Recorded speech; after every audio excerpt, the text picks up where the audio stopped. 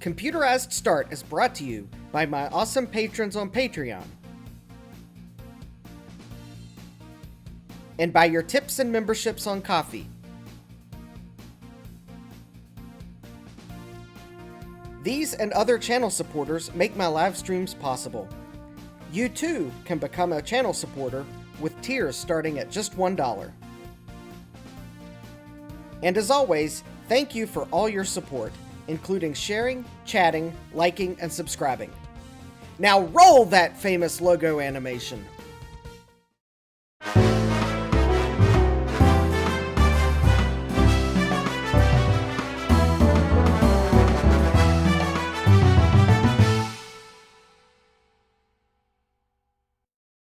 Good evening, and welcome back to Computerized Start Live. I'm your host, Justin D. Morgan, and I thought I had time to go grab something before that famous logo animation finished. And now I don't have a place to set it, so let me find a place to set it. There we go. It is set dangerously upon something else. Oh, also for everyone's convenience and sanity, I picked up the bubble wrap that I kept stepping on. So let's see here who we have in the chat. We have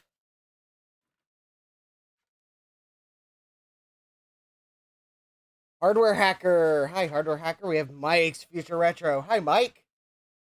We have Stian. Hi, Stian. Stian's asking, are we going to encounter a cheese gear? There is probably 100% probability, and the reason why I grabbed the LC will become apparent shortly. Oh, I bumped my microphone. That's probably going to help audio levels there. We have Gut Bomb. I started on time. Yes, I did. And then I went to go grab the LC, which you'll find out why shortly. Hi, Jason. We have Joe's Computer Museum. Hi, Joe. We have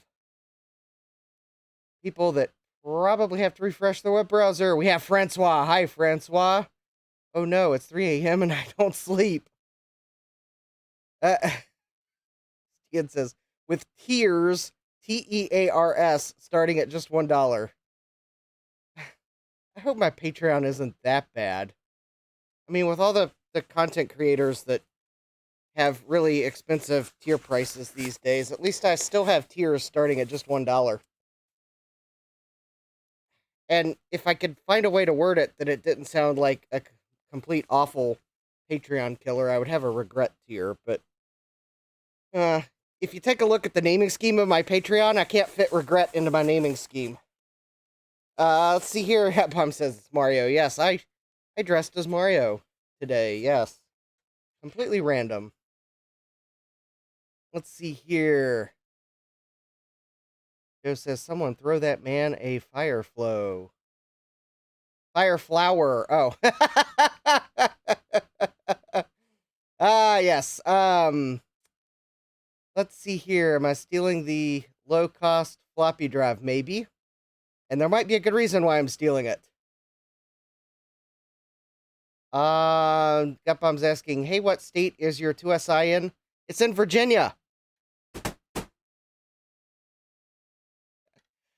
Seriously, it's, it will boot to OS 7 with lines on the screen using the built-in ROMs, but don't you dare, not want lines on the screen or try a ROM sim, because I haven't fixed it yet. You want to make the video that will come out in the next month-ish? Well, I guess I'm going to have to have a 2SI stream soon. Jesse says that outfit would have been great for Monday stream, except the shirt wasn't clean for Monday stream. Yes, unfortunately, the laundry was ill-timed. Let's see here. Gutbomb says, boo this man. Yeah, I know. I mean, you asked what state it was in, and I did give you an answer of a state. And it is in this state. I haven't, like, sent it to Maryland.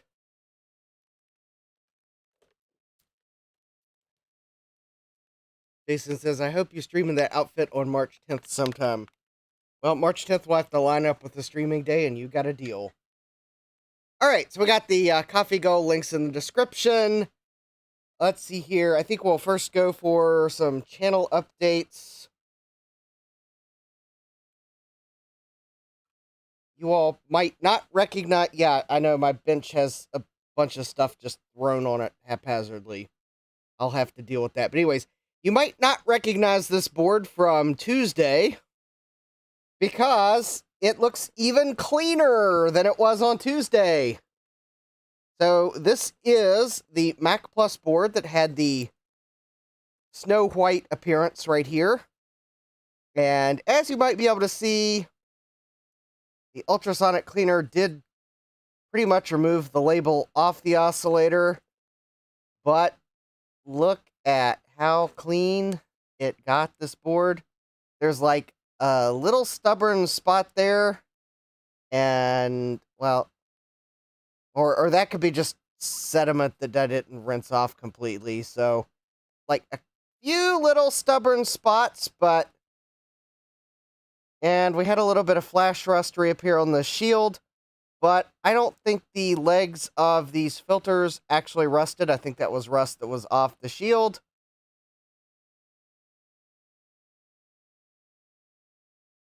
And, Gutbomb says, March 10th, 2031 is a Monday. Well, I will have to put that on my calendar.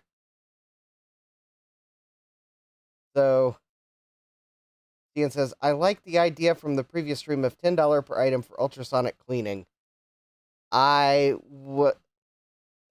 are some challenges, but maybe I can find a way around them. First being, I don't know how I would rinse boards after ultrasonically cleaning them, because it's not like they have an option for request a table by a sink.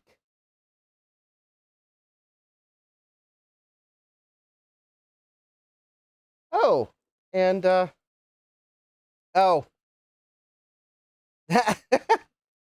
Hardware Hacker says, why is dark spelled with a K and not a C? Because you can't see in the dark. Ah, ha, ha, ha, ha. Steen says, I can bring my pressure washer. Well, if I can figure out some of those challenges, then maybe I will have an ultrasonic. Maybe my next VCF event might be a ultrasonic cleaning table. Of course, then again, maybe the rinse, maybe it would still be valuable to bring your board to be washed, but you're on your own for taking it to the bathroom to rinse it off. Just bring the board and bring something to put it in so you don't drip water over the floor, because if you want me to be able to do it again, then you got to at least do a little bit of due diligence to get the board to a place on your own. Anyways, so yep, there you go. I also noticed that the solder joint here has a little bit of rust on it. But overall, I think that cleaned up nicely, so I think that can probably go back in the plus. Joe says, bring your wet floor signs. Yeah, no, seriously. I mean, maybe I could bring it up to the VCF, and maybe they might be able to accommodate. I don't know. I mean, VCF East is held at Old Army Barracks, so, I mean, there's sinks around. But, alright, so let's see here. That was pretty much the update. Jesse says, high water ahead.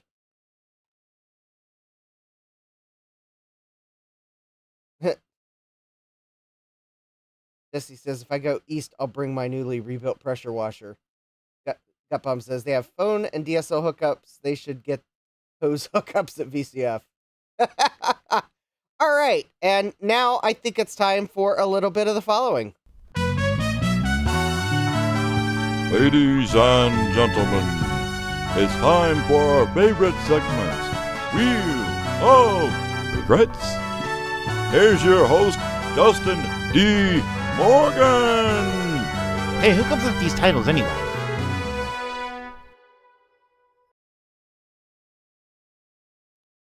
You know, I think I just realized that the place where I put the Wheel of Regrets animation in OBS is somewhat of a regret, because if I click one off, well, you get this. Are you keeping up with the Commodore? 'Cause the Commodore is keeping up with you. Okay.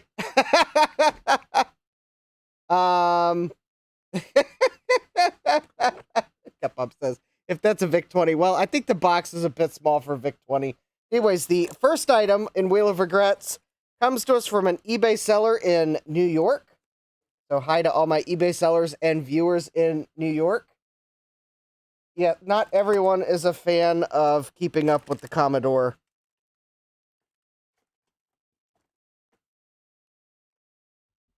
Which is why I realized just now randomly that the placement is kind of regretful. One of these days, I am going to get the Stream Deck that I've always wanted, the one that has like all the buttons on it. And then I will have a button for queuing up some of the animations.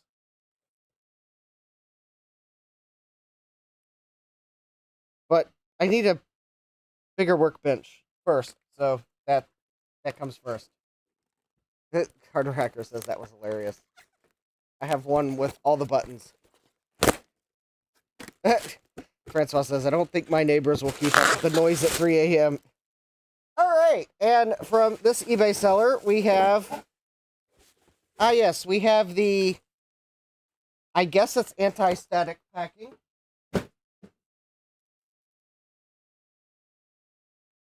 We have...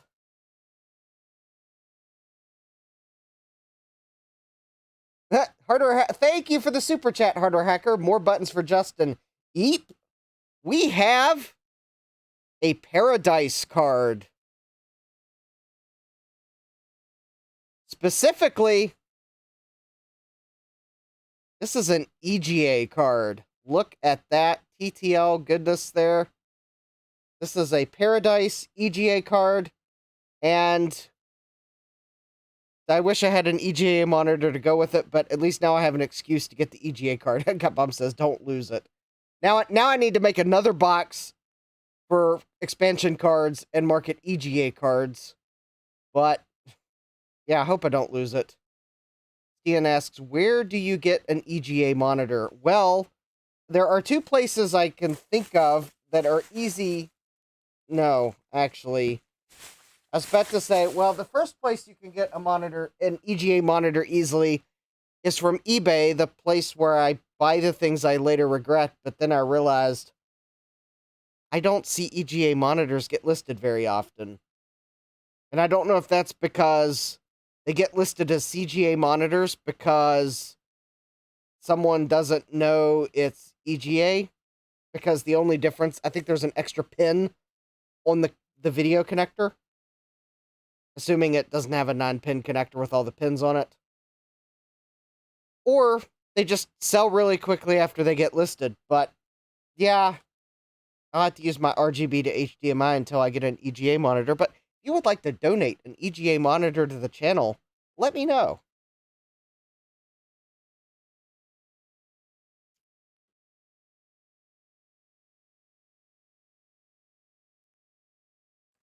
And the next item comes to us from an eBay seller in Michigan. So hi to all my eBay sellers and viewers in Michigan.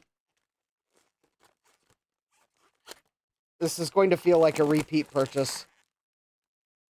Gutbomb says, I just searched for eBay for egg monitor. I'm sure he meant EGA monitor. But I kind of like the idea of seeing if eBay has any egg monitors for farmers. That could be really weird. I don't know. Hardware Hacker said, if I had one, I'd definitely donate. Well, maybe... yeah, Bob says, law, yeah, autocorrect. Alright, and we have the world's largest packaging for the world's smallest package of screws. It's another set of screws for a vintage Mac. Alright, I know. How exciting. All right, now I think I got enough screws to replace the missing screws on all my compact Macs. All right, and that concludes Wheel of Regrets, the part of the show where I pull out my regrets. All right, let's get to the Macintosh SE. So, the eagle-eyed among you might realize I have left my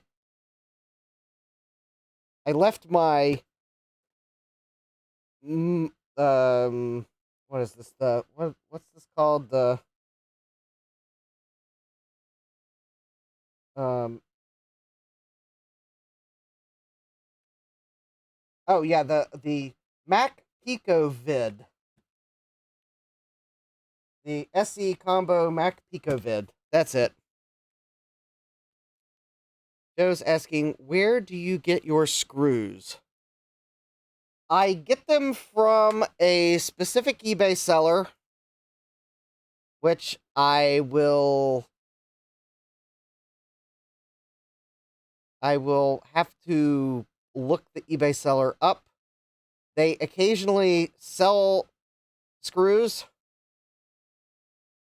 and I occasionally pick them up when they list them. And no, they didn't come from China. They came from Michigan.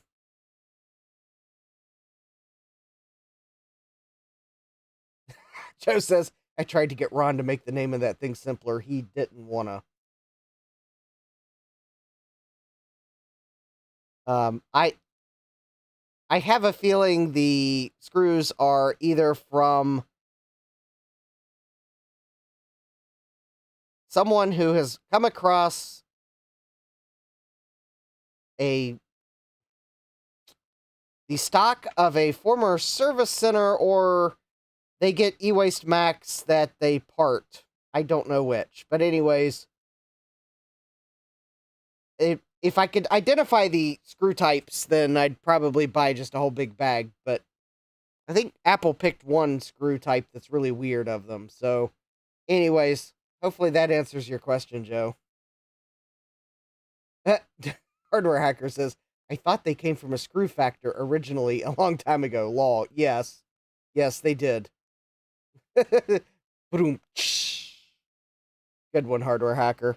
All right, so we've got the product, the very simple product with a long, complicated name that will let me plug in an ATX power supply, which is already connected to the SE, and it gives us VGA out. Therefore, I can start this process without having to dabble with high voltages and reach around things. And it also lets me share my screen instead of me describing everything and making you imagine what the UI is like. And I just realized oh, okay, I think I see the keyboard I'm looking for. It kind of misplaced itself.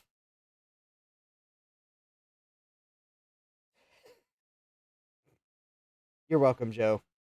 All right. So I do have a Blue SCSI that I think has software on it that will be needed for setting up the SE. I have a floppy emu that has things on it that might help. I have, controversially, I have the original hard drive that I am going to start with it, and we're going to see how far I get. My note on it says that it has 5 bad sectors, so we may not get very far. Oh, Gutbomb, I've already tried to image this hard drive. There's nothing on it. So we're going to install macOS from scratch. Yeah, I already tried initiator mode. Ian says 5 bad sectors isn't very much. Oh, hi, Steve. We have Mac84 here. Hi, Steve. So, and I do have the RAM from the SE, so it's right here. It is also slick from Deoxit. And because I thought to put them in a drawer,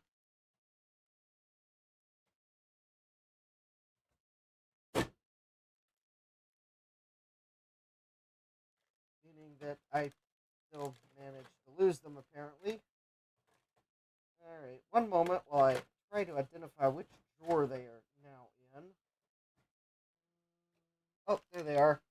I have a coin cell battery adapter, which we will use to put a coin cell battery into the SE so that I don't have to keep setting it.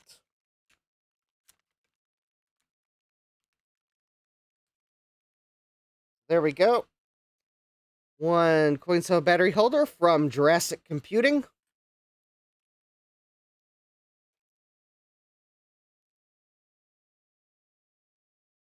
Alright, we got a coin cell battery holder. Oh, the one thing that I will have to go look on my shelf again for. Oh, nope. Never mind. I see where I set it. But I have to install the control panel before I can put it on the SE board. And that is the accelerator card. But we got to install Mac OS and then install the control panel. And then I'll go get the accelerator board. But we have the Mac SE board, which has been through an ultrasonic bath of citric acid and then an ultrasonic bath of the regular solution. And that pretty much got all the rust off the logic board. I know there was rust down both sides. That's gone. There was some rust on these components. It's gone. The shield still has a little bit of residual rust, but nothing major.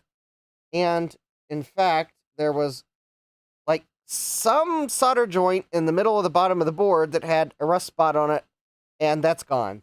So Hardware Hacker says Ron should rename it the Pico Doodle Vid. Just don't call it the COVID, yeah. Alright.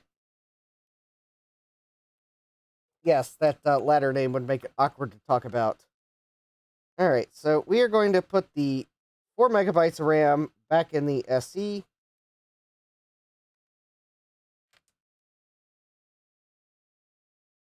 And this is 4 megabytes of absolutely unremarkable 100 nanosecond RAM. Well, it's fine. Yeah, we probably did drop frames, and there's absolutely nothing I can really do about it because Comcast. Or at least I presume it's Comcast. In fact, I've decreased the bitrate I upload to YouTube, and that still doesn't help. I'm not going to decrease it further because I think the bitrate is too low, but yeah, there's really nothing I can do until I get fiber internet, and I don't know when that's actually coming, but it can't come soon enough. Also, I can tell you that the other alternatives to Comcast would be even less desirable than Comcast because the latency would be even worse. Alright, so Alright, so I think put the floppy emu in this port. That's for the lower drive. Oh, why did I grab the Mac SE, you're probably wondering. Alright, well, this is the floppy drive that was in this SE. And it has some challenges.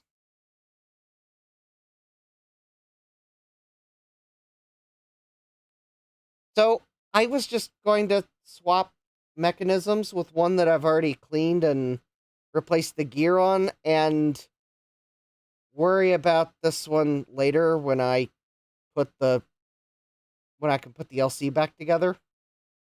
Yep, this is the FDHD. So yeah, this drive has enough rust on it that I'm just going to take the floppy drive out of this Mac LC and put it in the Mac SE.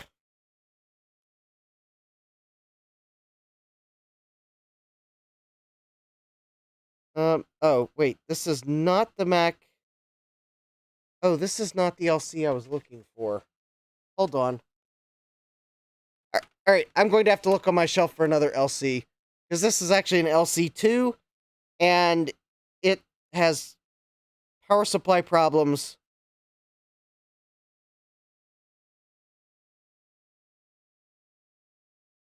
Yeah, that's not the one. I want to take the floppy drive out of my Mac LC, which is a train wreck. The logic board and power supply in it both have problems, whereas this LC2 only has a power supply problem. So I was going to swipe the floppy drive out of the LC because it's not just a simple fix. In fact, it's probably a complicated fix, considering the fact that the LC that I have, the first logic board that came in it went bad, and the second logic board I put in it went bad. The power supply that was in it went bad. Are the three items related? Quite possibly.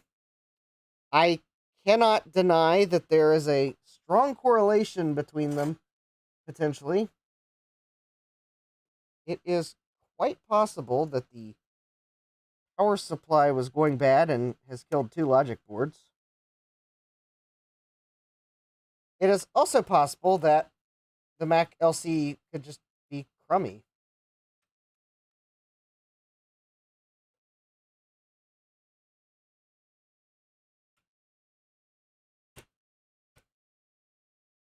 There we go. Yes, this is an FDHD SE. Oh, wait a minute. We had a...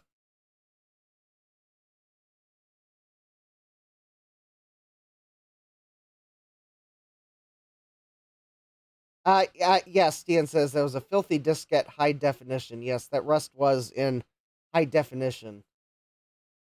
Thomas Armstrong says, ew, lemon juice time. I've got citric acid, so I don't have to waste lemon juice on a floppy drive. Hardware Hacker says, I have 3 LCs. Well, I think I have 2.5 LCs and only one of them works. And at least the one of them worked last time I used it. So I have one LC. It, interestingly enough, was one that I was given, and that one works. The one that I bought on eBay, the place where I buy the things I later regret, stopped working. Oh, I guess the actually second LC was only a logic board. Garth gave me the logic board. I guess it was really like, yeah, 2.5 LCs, because one was just a logic board. And that logic board is now dead too. I think it was the same power supply that was in for both of them. So, yeah, I kind of think that maybe the power supply might be causing problems. Or I just happened to get 2 really crummy Mac LC logic boards. After all, one of the logic boards I had to do a wicked bodge on the egret chip. Yes, that's one of the LCs that it's not working. Alright, so let's see here. Alright. Alright, we now have a coin cell battery.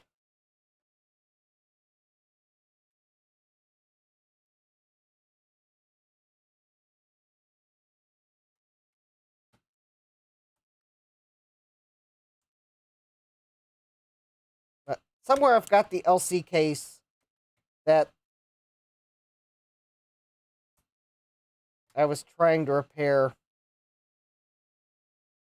If you go back to old live streams, the first LC that I got working and then it stopped working, it's the no boot LC. And then I think at some point I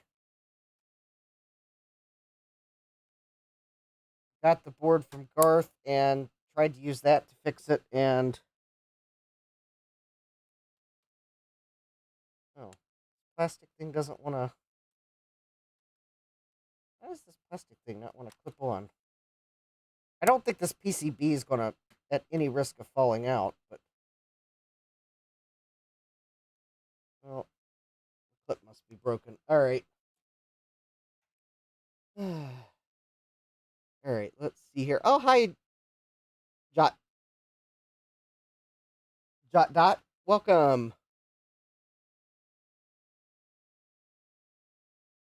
Okay, Mac LC2. Yeah, I have plenty of Mac LC2s. Joe says, I may know about someone who's making a replacement power supply solution for the Mac LC series. I think maybe it might be the egret chip. I might need an egret chip replacement.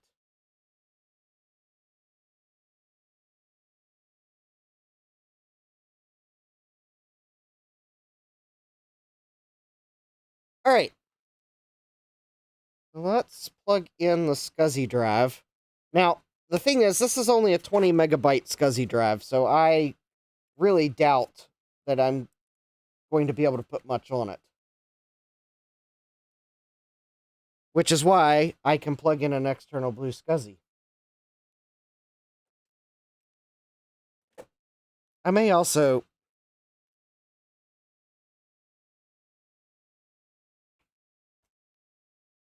I would really like... I'm just partly want to see, is this drive actually really bad? Because the 5 bad sectors part I got gathered by initiator mode and where it had trouble trying to read sectors. I think it has bad sectors. Thomas Armstrong says it's fine.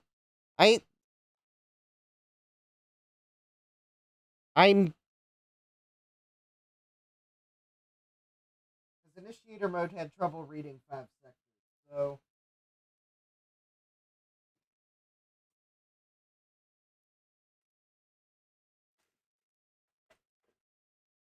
I'm not trying to just make up statistics. I don't think this is the keyboard I was... Is this the keyboard I was looking for? Probably.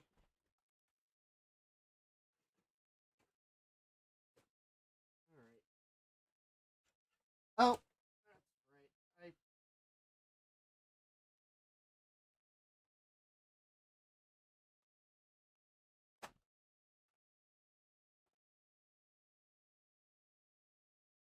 Alright.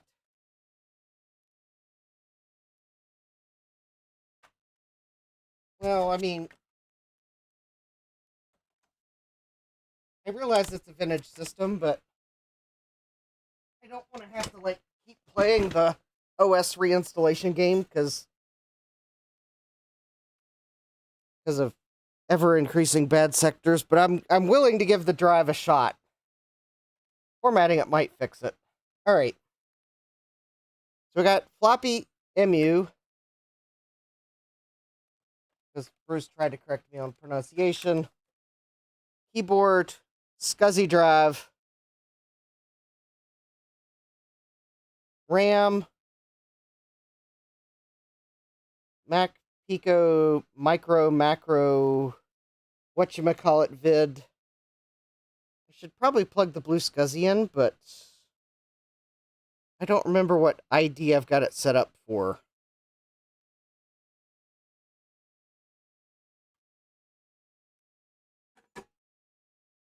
Let me check the IDs. Yes, Joe has put in the chat the actual product name. It is available at jcm-1.com. I don't know if the base purpose of it is for bench testing or building a cat Mac. I guess it could do both. I am using it for bench testing. I know some people use it for building cat Macs.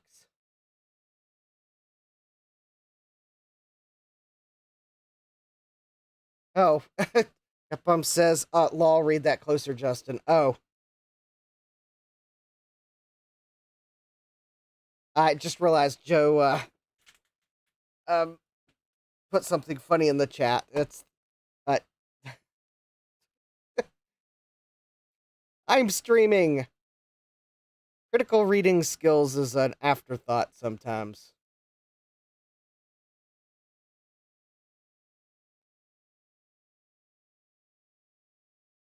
All right, so I just realized this hard drive image.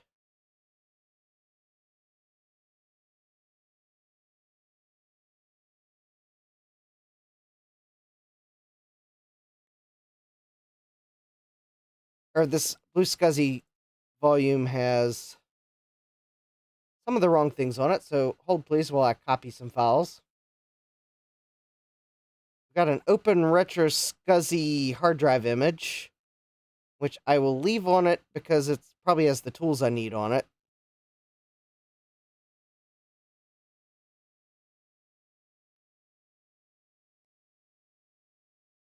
And I need to copy the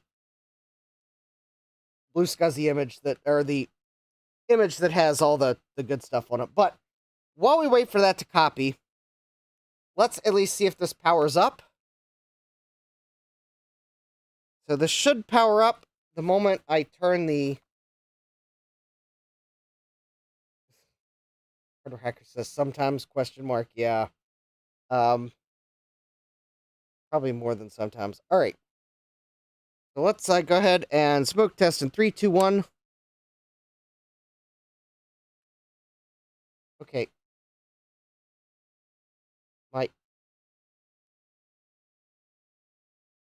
All right. I think the image will clear up once it actually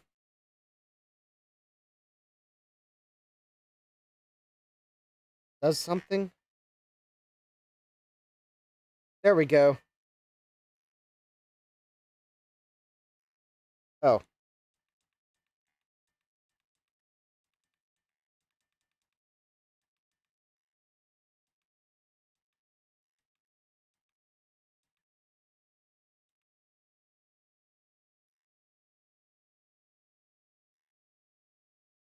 All right. So the hard drive is making seek noise. Thomas Armstrong's asking smoke. We don't have any smoke.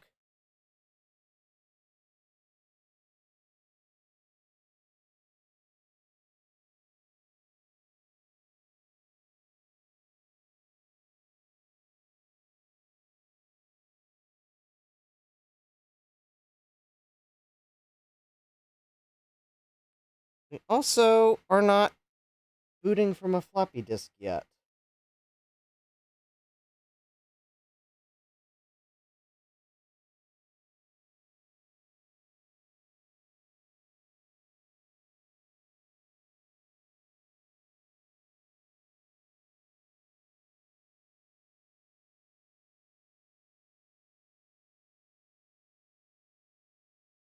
Hmm.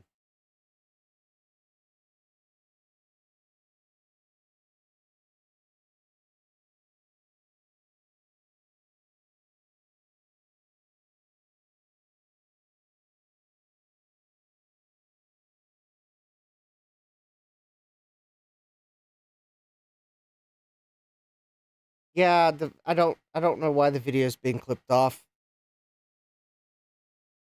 No, we are sitting here. Steve's asking, did I put 16 terabytes of RAM in it? Yeah, if I had a red head, I'd be Mario, but that would risk the big Nintendo being mean. All right. All right, so I just unplugged the hard drive. So it's not on the SCSI bus.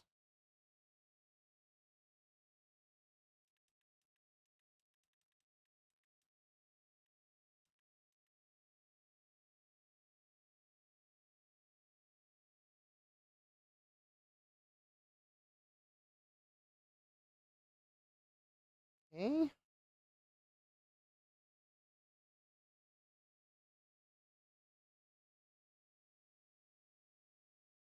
All right, it does appear as if there might be something wrong with that SCSI drive.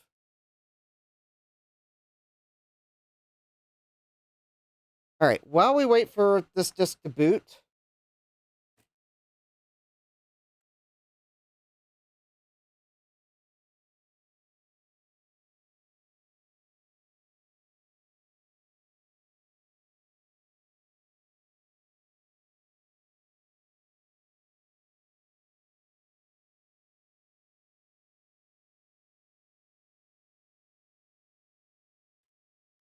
Alright, we will, alright. I think Super Emergency Disk runs fine on an SE. Alright, so I don't have loopbacks. Alright. I don't have anything plugged into SCSI.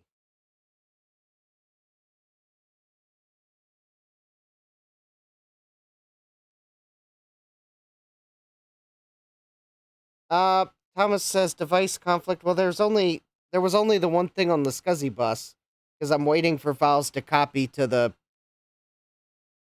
SD card for my blue SCSI. So I only had the hard drive on the SCSI bus.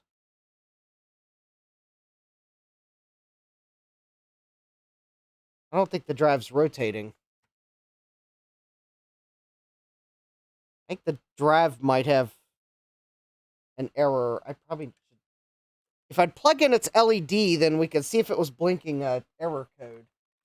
That would require me to figure out what I did with the frame. There we go. Alright, so I'm going to plug in the drive's LED carefully since power is applied. I mean, plugging in the LED shouldn't do any harm. Alright. The drive is not blinking the LED. Hey, Retro Techer Die, welcome! Yes. Alright, we are running a snooper test on the SE logic board just to make sure everything's working.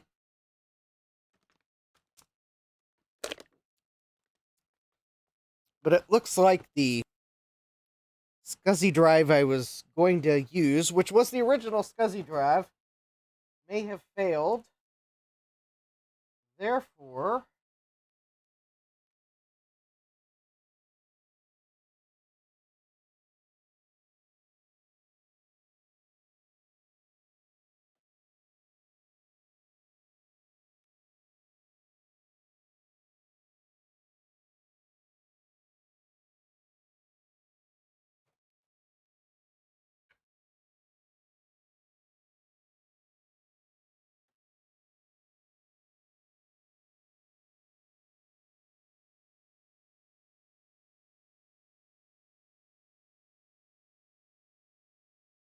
oh, yes, alright. Well, that looks good. Alright, so we are going to power cycle.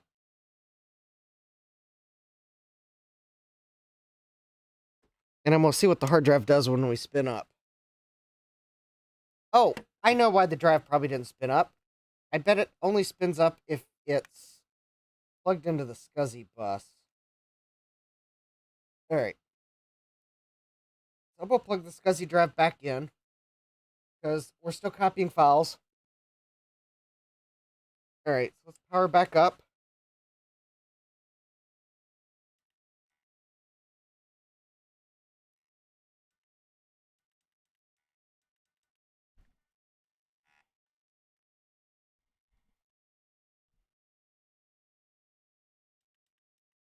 Alright, the hard drive is...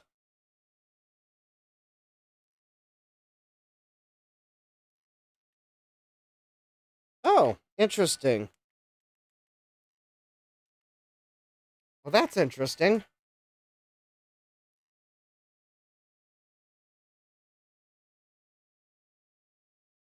And we're booting, and the SCSI drive is plugged in. Congratulations to your wife, got bomb on the new job. At least her commute is against traffic. That's good. Yeah, it's reading the disk this time. I don't know if maybe the fact that I just put a PRAM battery in had something to do with that.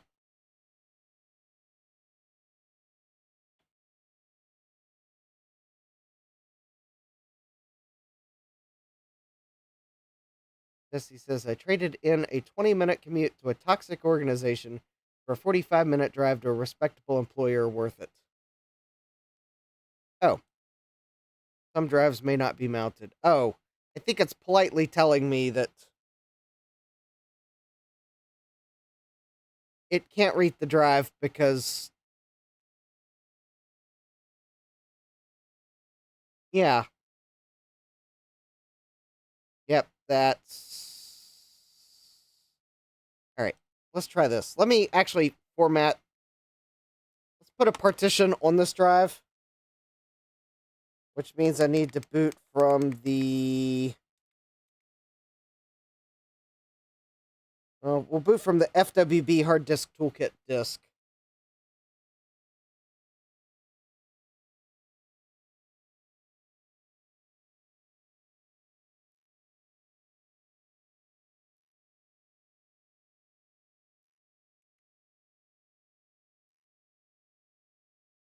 Oh, it doesn't like that disk. Okay.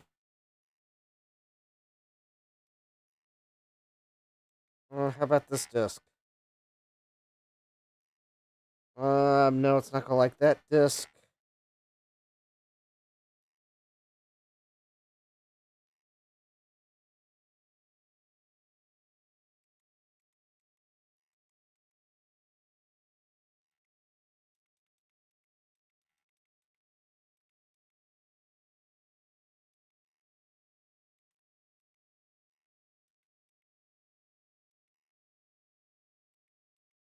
Is that a bootable disk?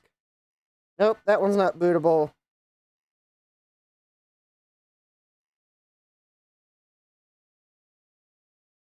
Oh, this one is bootable. Okay. Oh, it might have also been Xing out on the... Stian says, I haven't gotten the angry X in a while. Yeah, I got it. Yeah. Yeah, the RAM test is slow on the SE. Alright, let's get a partition on this hard drive, and that might make things a little happier. This is the Disk Tools disk for System 7.1. So I should be able to format this disk with it, because this is an actual Apple drive. Oh, good. And the file just finished copying to my SD card, so...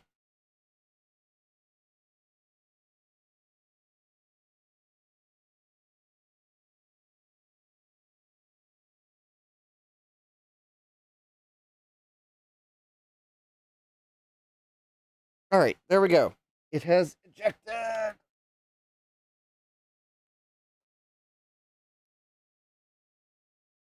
Alright, I think we can use Apple HD SC setup, or I hope we can.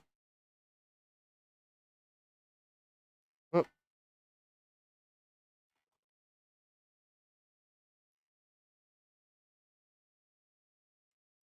No, the SD card is in the Blue SCSI that's not plugged in yet.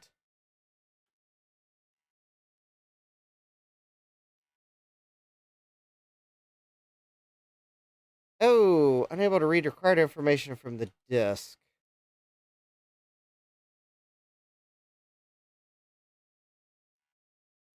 Oh, maybe this is the wrong tool after all.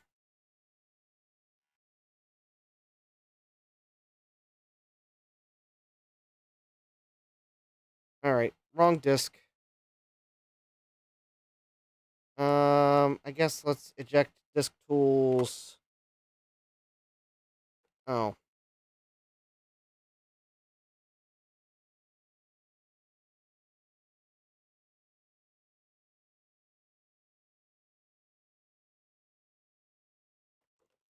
Oh, you're seriously going to play that game? Alright, whatever.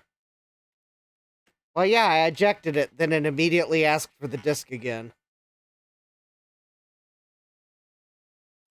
Alright.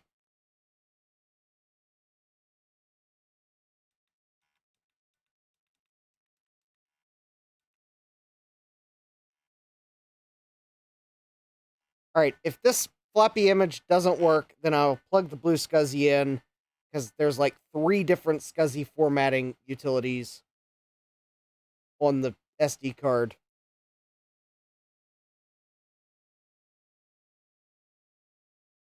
Because this is obviously not faster than waiting for the memory test to run again, so whatever. Okay. I don't have... Gutbomb says, you know what's better than a floppy emu? 2 floppy emus. Yes, I only have 1.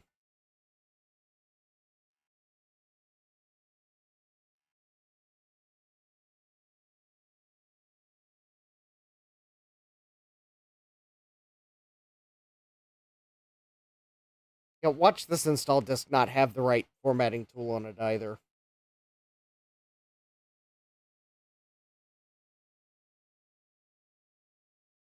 Well, I can tell you other things that are way more too expensive than a floppy emu, and that would be an applesauce.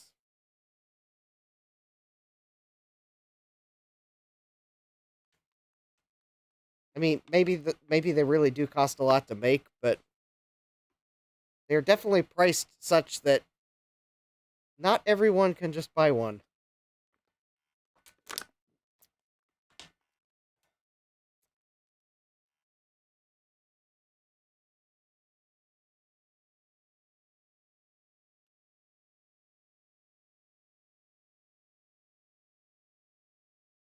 Capum says applesauce is so expensive because of the microcontroller they are using. I should have known. Capum says, I bet a Pico could do it. Someone would just need to write the code for it. Paging Francois. Paging Francois. Francois, how long is your to-do list? Because we have another item for it.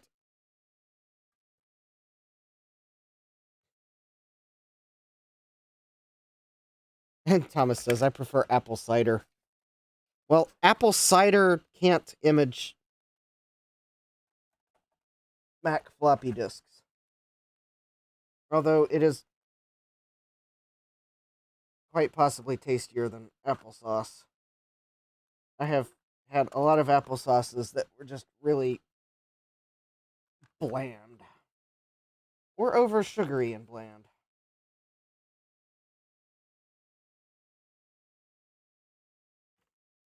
Okay, let's see here. Ow.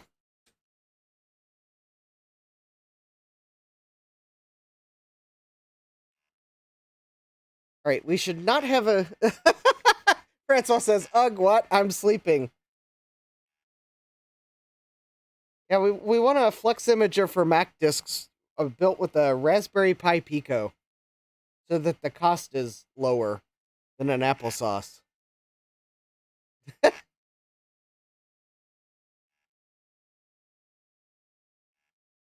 Capcom says, not with that attitude. Just, yeah. Alright, so we are booting off of some device. I don't know what we're booting off of. We're booting off of something. We're booting off of something, and we're going to like it. Hardware Hacker says, want. Yeah.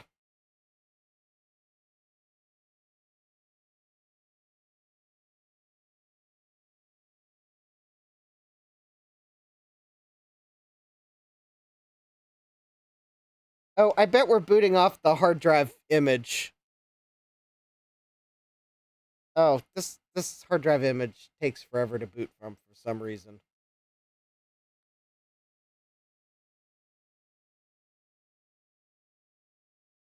And it probably doesn't help that I have the accelerator card uninstalled. Francois says, haven't played much with the Pico GPIO stuff, but it doesn't seem that hard. But not today, yeah. Yes. We want you well rested when you do it. And then we'll have an open source Flex Imager for Mac disks, hopefully.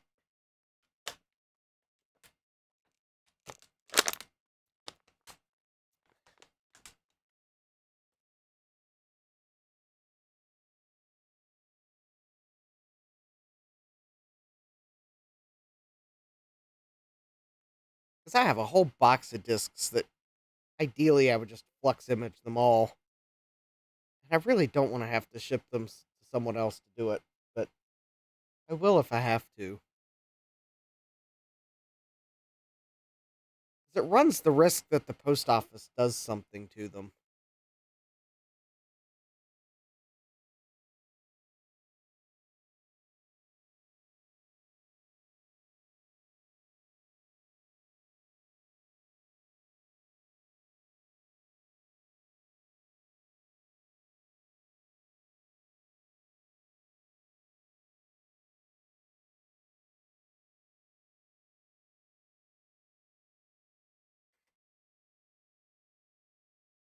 Oh, the access light for the external hard drive is just on solid right now.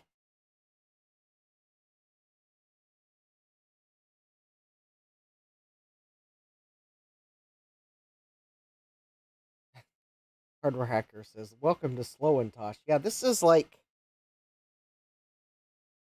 I don't know if this is the hard drive I want to use causing some scuzzy bus conflict, or if this is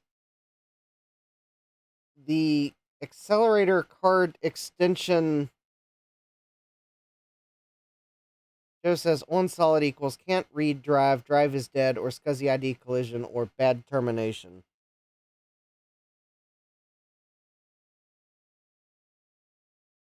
It should. What's the SCSI ID of your blue SCSI? The blue SCSI should be on IDs 1, 4, and 6.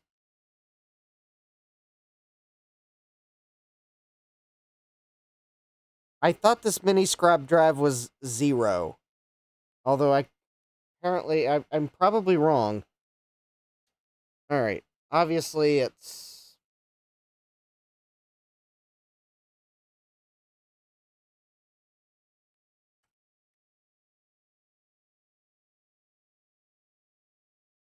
And, of course, it's not like they could put the jumper settings for it on the drive itself, so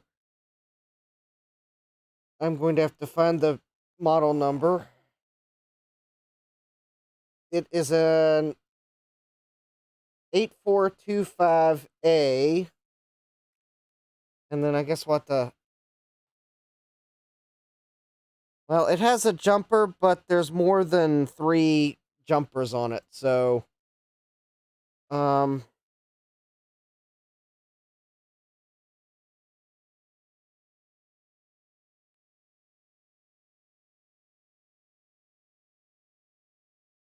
Alright.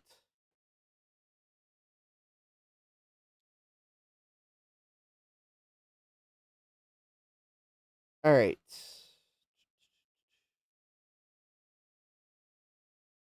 Found the jumper settings. 1, 2, 3, okay.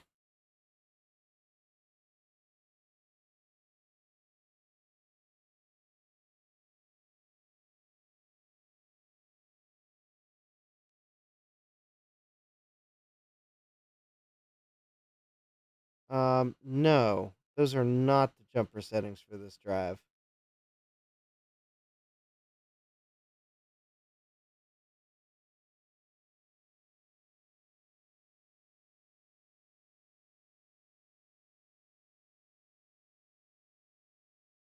No. Those are the jumper settings for the MFM version of this drive. Hold please while I try to find the jumper settings for the 8425A, which is the SCSI version of the drive, and not the 8425, which I believe is the MFM version of the drive.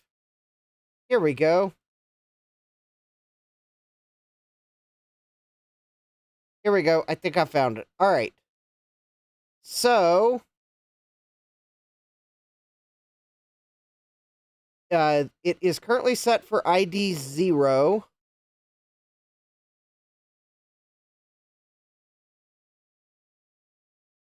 Parity disabled.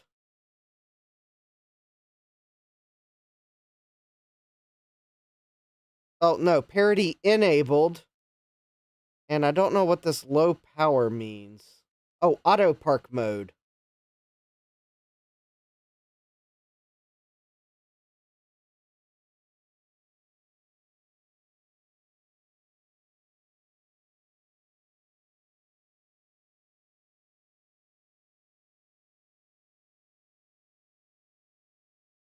Okay, so it should be ID 0. I'm wondering if the drive's failing. All right, let's just try it again.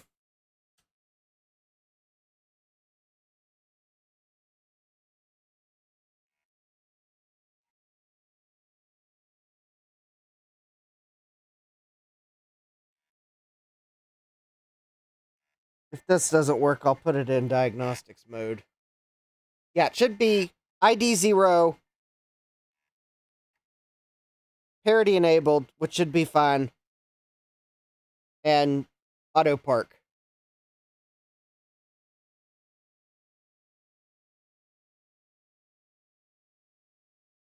All right, it's making clicking noises. Oh! And it worked this time. I changed no jumper settings.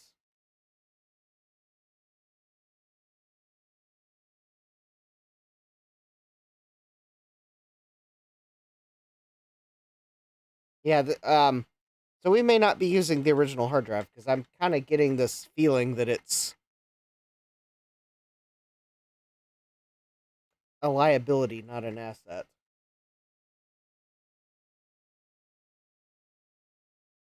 All right.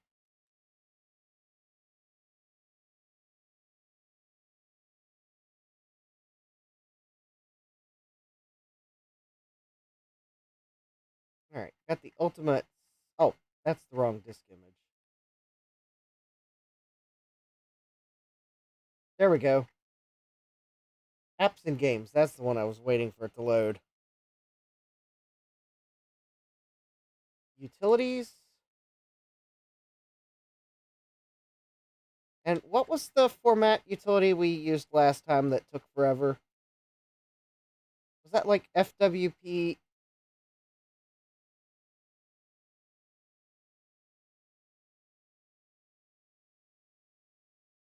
I think it was SCSI Director.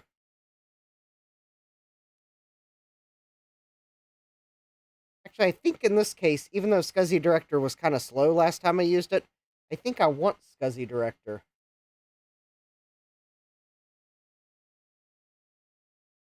Yep, there we go. Mini Scribe. And I think I want to test it.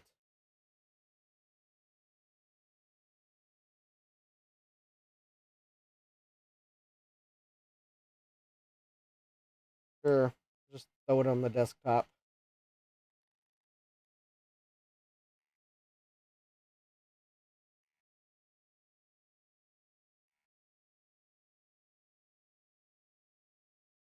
Ooh, the drive failed to perform a SCSI extended seek command.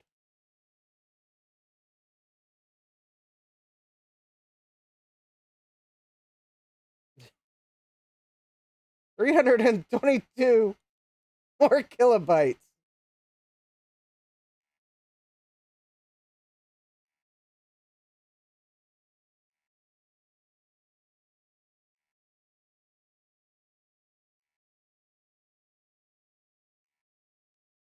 Joe says, I'm pretty sure this drive is just Dunzo. Yeah.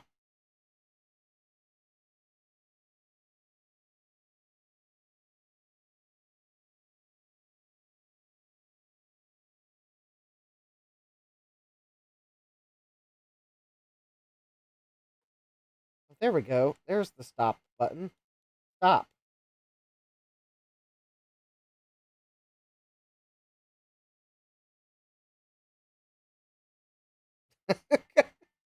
Ian says, the great Dunzo, cousin of the great Gonzo. Yes.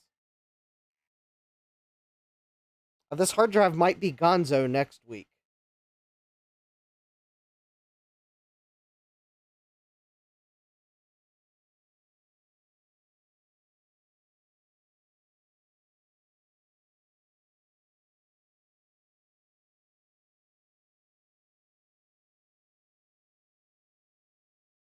Bye-bye. There we go. Wouldn't let me cancel the performance test, but it let me quit SCSI Director entirely. All right, what was in this results file?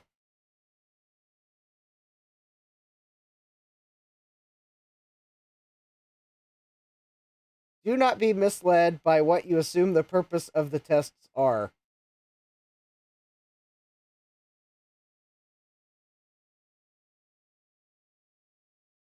Wow, I feel like they're screaming at me. Also, I think I need to change my printer name, don't you think?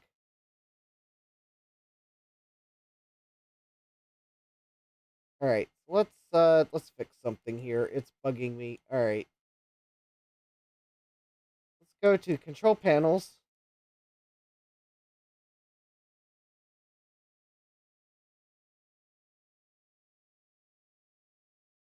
Go to date and time.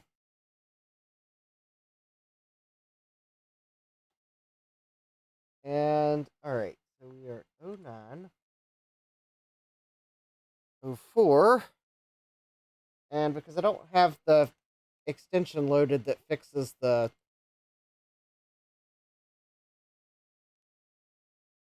century, then we're just going to do that. And it is 10:08 p.m. 10:08 p.m. There we go. There. Now at least when things give me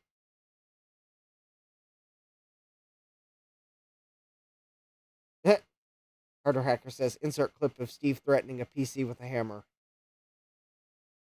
Oh, that is a great question, Hardware Hacker. It is...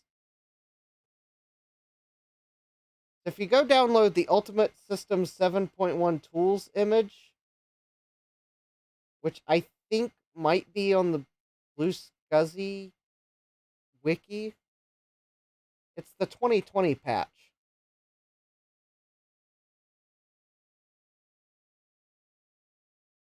So that's the one you want, 2020 patch.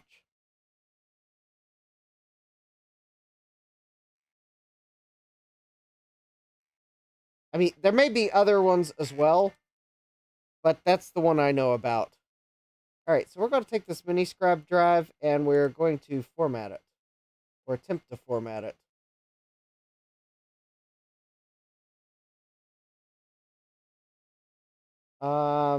Sure.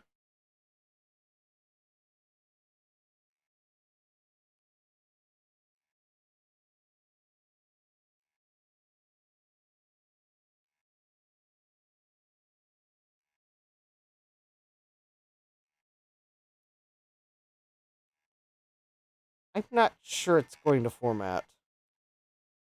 Oh, wait a minute. It's definitely skipping. It's definitely walking through tracks now. Thomas Armstrong says 2 hours later and an error. Capcom says there are separate ones for System 6, 7.0, and 7.0.1, and 7.1 Plus. Yeah, I think the one there is going to be for 7.1 Plus.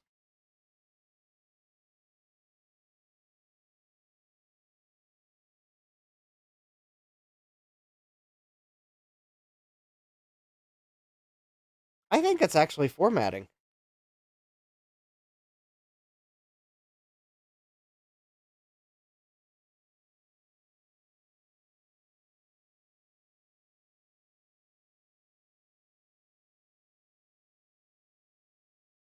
Mike's wanting the parts for the 2SI power supply rebuild. I'll go add links to that video. I think the parts you need are PCB, a LED, 2 resistors, and a transistor.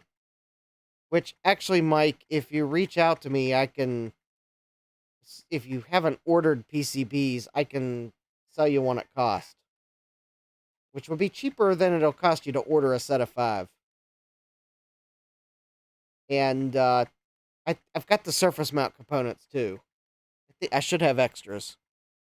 And then you'll need a Pico power supply and another power supply, which I'll put the Amazon links for that on the on the video. Yeah, because I gotta get Trina some a weight for. Yeah, reach out to me tomorrow. I gotta ship a PCB to Trina, so it'd be just as easy to ship 2 PCBs as one.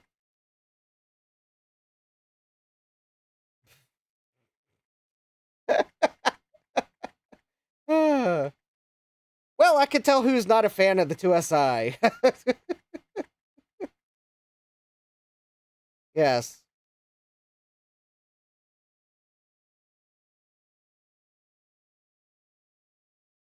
Hardware hacker says step 1, toss 2SI in the trash. Oh yeah, Mike, I think I could even um I think I even have spares of the nylon attachment parts, so you don't have to order a whole big set just to get like 4 of them. So, but yeah, I'll go back to the video. I'll add the Amazon links for the power supply and the 2 power supplies you need put in it.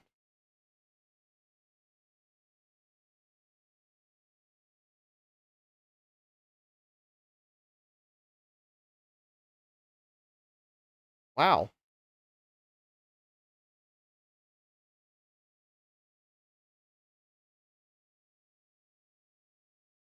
Well, Mike, actually there is a difference in the shape of the power supplies. I don't think this board will fit in the 2CI case. It's it may be too long.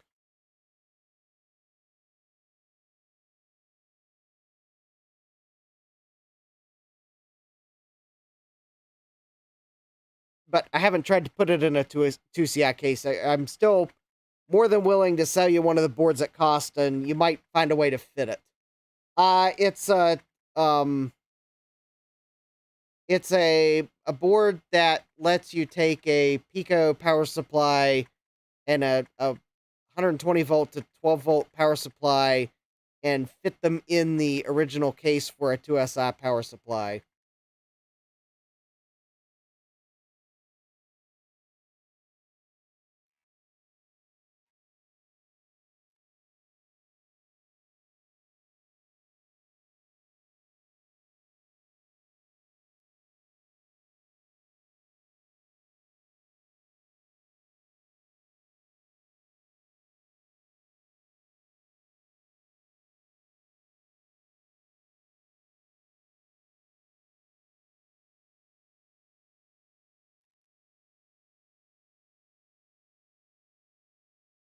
Yeah, someday I'm going to make a better version of it, but I've got another project that's consuming time, and I finally got a reply back from the um so I was going to spin some boards, and the boards are licensed non-commercial unless you remove all the trademarks. And so I removed all the trademarks and made some changes to the silk screen, and then I emailed the author or the person that made the boards to ask him if the markings were okay and compliant with the commercial use allowed license, and he finally replied back and said that yes, and in fact you could actually remove some more information and you'd still be compliant. So I'm going to take another pass at the silk screen, and then I don't think I need to wait for permission because he already told me uh, that I don't need to put any of the attribution on the board itself. So, hi Dave, welcome. And then I'm going to order those PCBs, and that will be fun. All right, so we just formatted it, and now we need to partition it. I guess 19 is the right number. There should be no data on the drive. Thank you for asking, Scuzzy Director.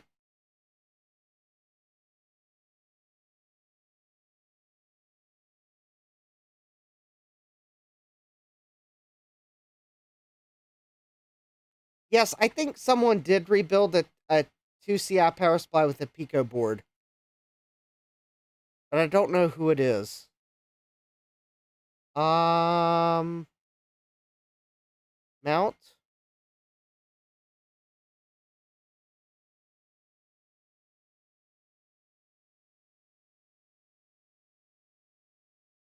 Alright, and then the Mac should ask me to format. Yep, initialize, erase.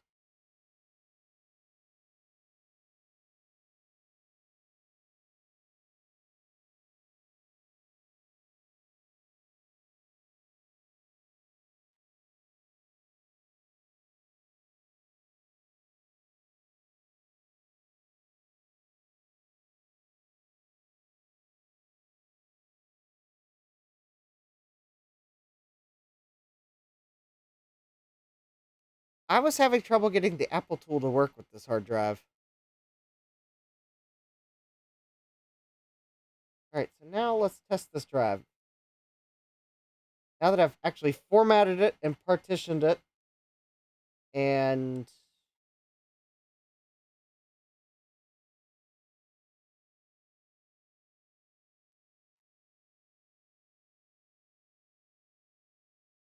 oh, Gupum says always use a blue SCSI, never spinning rust for me. Well, I think this drive maybe it just needed formatted, because it seems to be cooperating a whole lot better now that I've formatted it.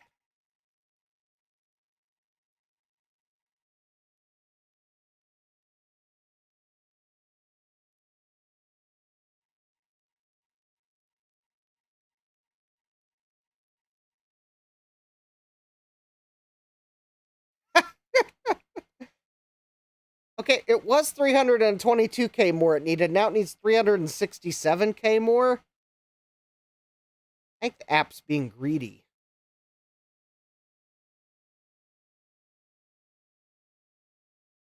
Also,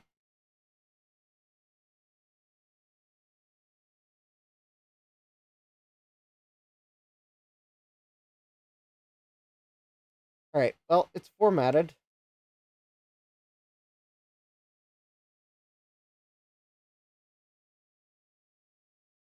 Yeah, the only reason I'm bothering is so that the computer sounds right.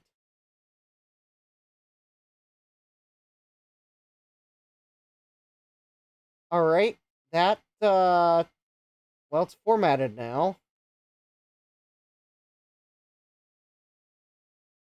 Oh, hold on.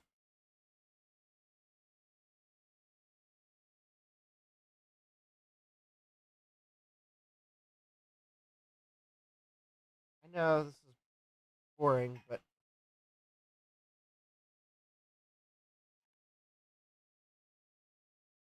I am somewhat curious now if Apple's hard drive utility will format the drive now. Oh, Capcom says I can't stand the loud spinning from these SCSI drives. I can't hear the SCSI drive spin over top of the fan in my power supply.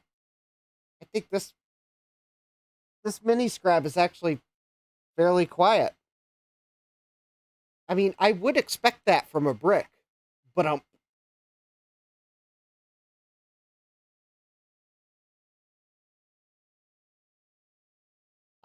here's the utility I should have used. Apple HD setup.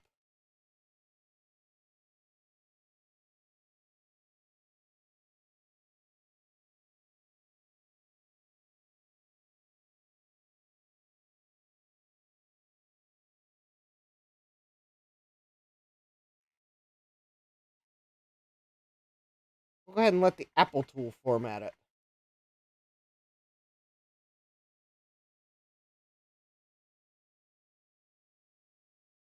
Ian says, depends on the drive. Seagate Barracuda sound like jet engines. I mean, this drive has a satisfying click from track to track, but then again, it is a stepper motor, not a voice coil.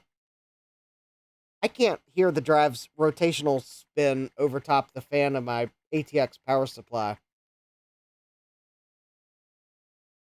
Jesse says the C2490A has that jet engine sound that I enjoy.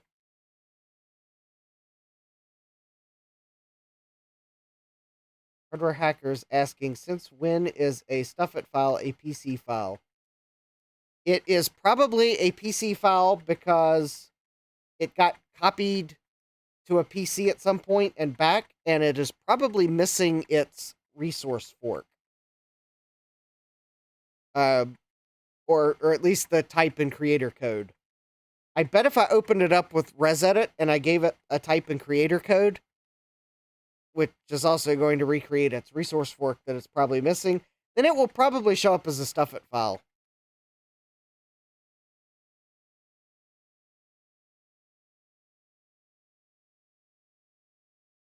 Ian says, you know they make quiet ATX power supplies. Well, this power supply is quiet, and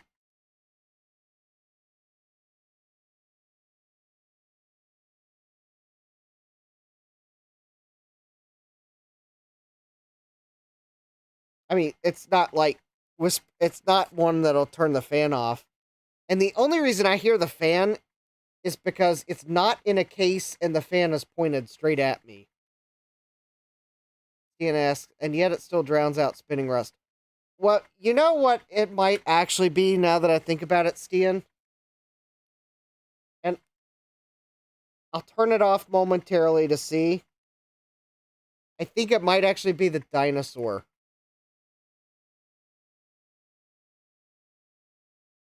Okay, there we go. Okay, so it's not my ATX fan. It's the fan in my dinosaur.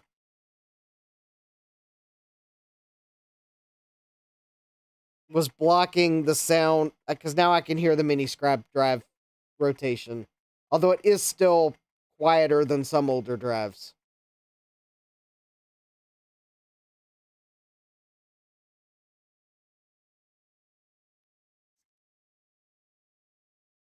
Jesse says there's another Seagate drive, is another jet engine one that he enjoys. I didn't ST12550N. Ian says the only C drive manufacturer that comes to mind for me is Connor. Stian says a dinosaur drowning out the sound is more believable. Yeah.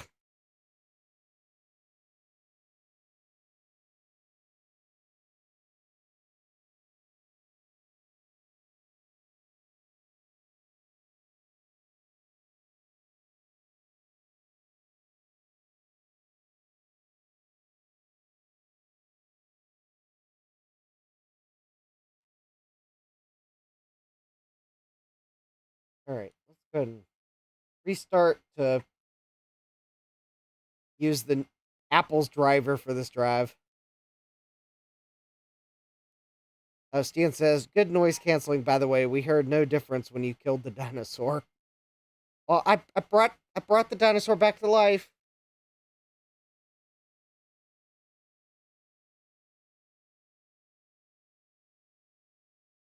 Oh yeah, I think this computer's way happier now that this drive has drivers on it. And probably the format that it did.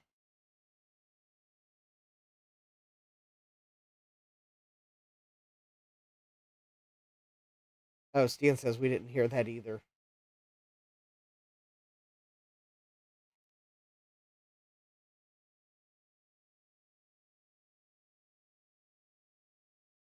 There we go.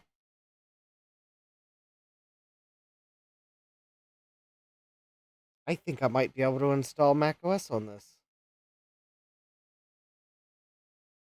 Stian's asking, is the clipping your capture card? It looks like a few pixels on the left side are missing.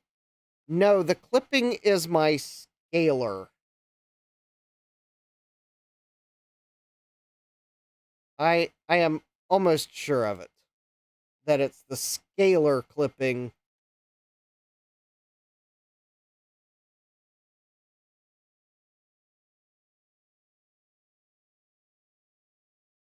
And it's probably because of the resolution or refresh rate of the video signal. because that noise that you see in the picture is also my scaler. My multi-sync monitor is showing the entire screen and the lines are way less noticeable. The like moving lines you see in the background. Ian says test is slow. Well, I just want to make sure this drive is working more or less before I bother installing an OS on it.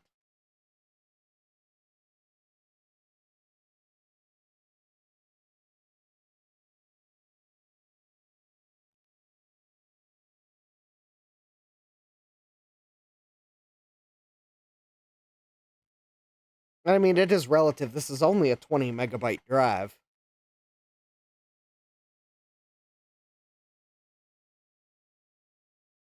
Sometimes I don't know why I do so much for so little. What is the best way to capture classic Mac video for streaming, etc.? Probably an Extron scaler. I've got one, I need to set it up. I'm kind of thinking the Extron scaler might actually do a better job with this video than the one I've got it going through. Testing was successful. Excellent. All right, so let's see if we can't install BIOS. Yeah, we're going to install BIOS. That will run like really nicely on this computer, right? Right?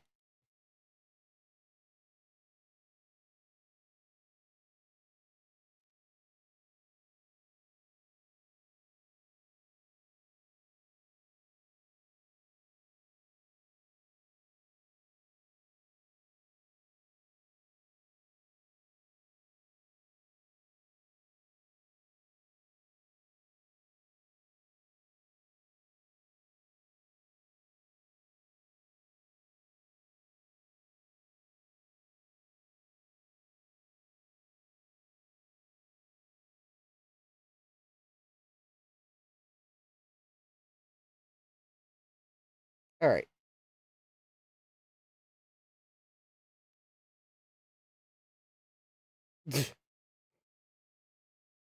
Dave says it's the challenge, Justin. Oh, Stian, though they can be pricey, but I have my secrets when it comes to equipment like that. It's called Behold the Power of the Potential eBay Regret.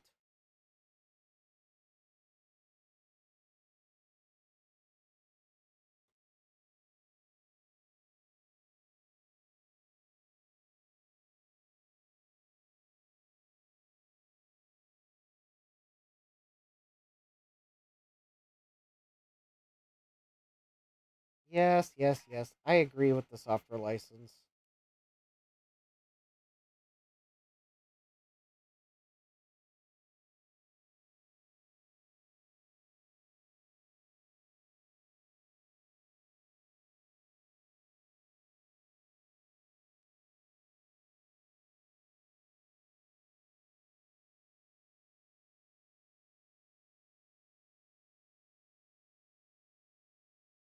I'm going to skip all the checksums because otherwise we will be sitting here for an hour waiting for checksums. And I'm pretty sure all these disk images are fine.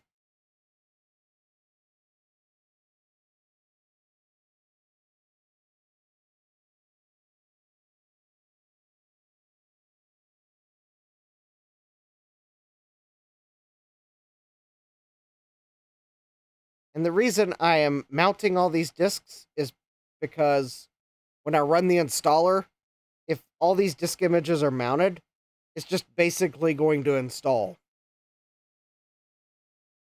Capcom says, I use the Mac PicoVid and an Extron scaler.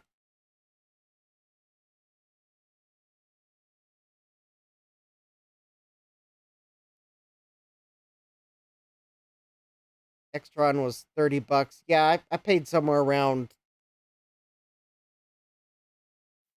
30 to $50 for the Extron scaler, I believe.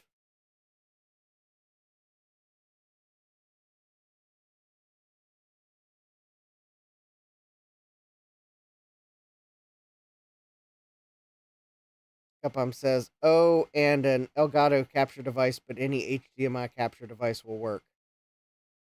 Ian says, I'm seeing like $700 on eBay, but those are HDMI scalers. Yeah, you want the Capcom,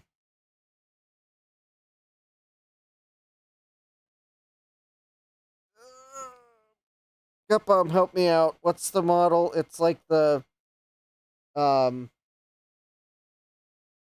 can I do a video on mine when I get it set up? Yes. Thank you, Gutbomb. There you go. You want the Extron RGB HDMI 300A. I think you'll find that those used are a much more reasonable price than the newer HDMI Extron scalers.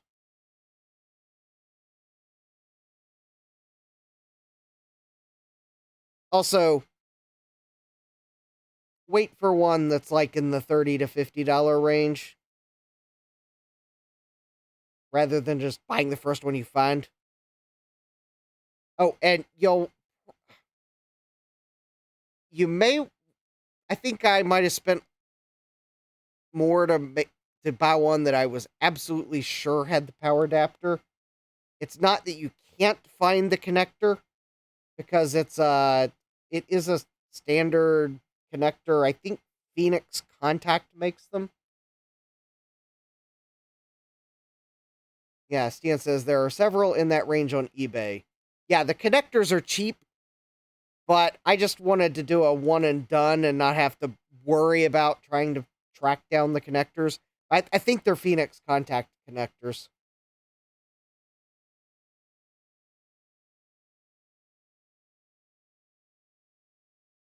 They're like a 2-pin. I don't remember the series name, but I see equipment with similar connectors all the time, so. And I'm pretty sure Phoenix Contact makes them.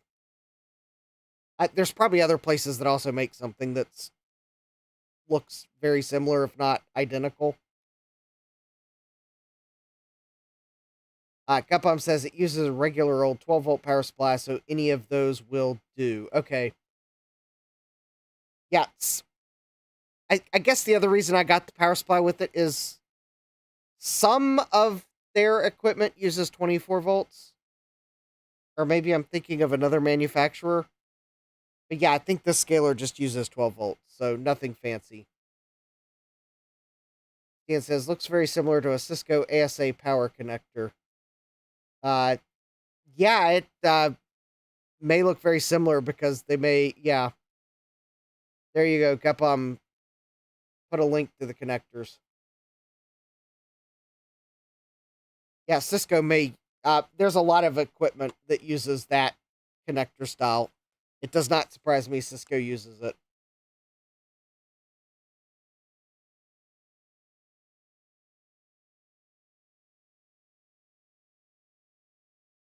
I think all right, so we are going to have to wait for the power of the 68,000 processor here.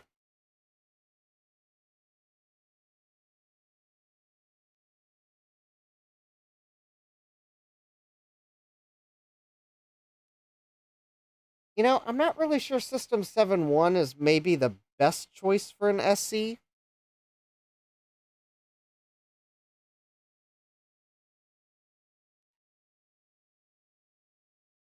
But I'm gonna try to slim the install down. Oh, we are going to very much customize. All right.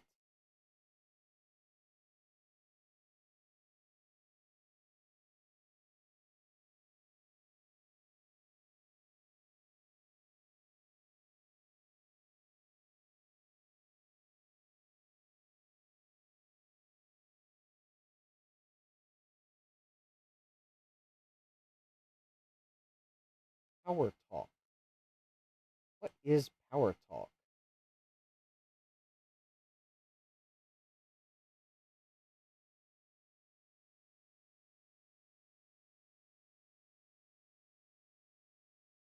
Wow, that is a lot of space for a 20 megabyte hard drive. I don't think we're going to install. How about we'll install AppleScript and maybe file sharing software because that's pretty small. I'm going to have to. And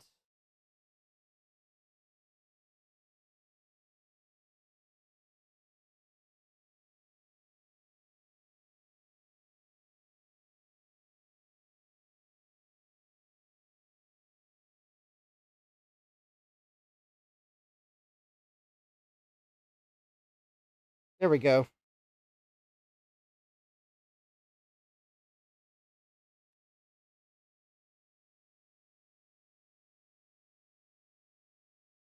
I don't think I saw Macintosh as an option.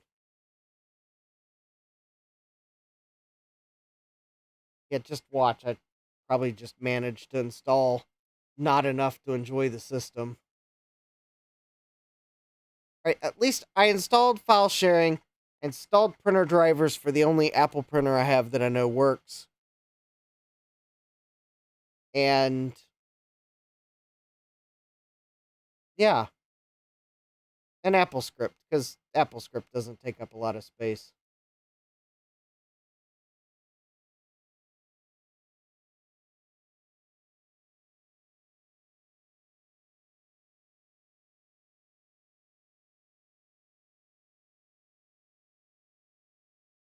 And I have that floppy with Airborne, yes. That's how you enjoy an SE. Yeah, I don't need 6 megabytes of power talk on a 20 megabyte hard drive.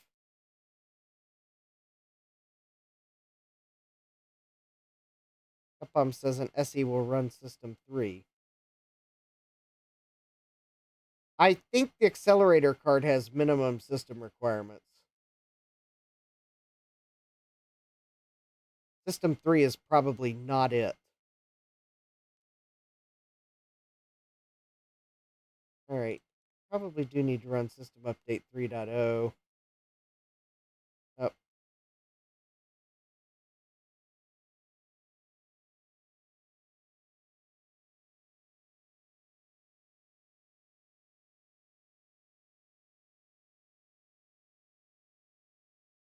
Alright.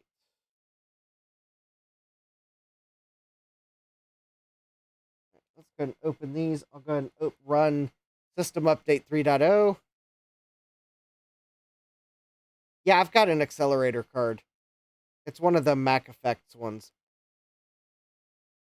So I'm fairly sure I need to run System 7 to use it.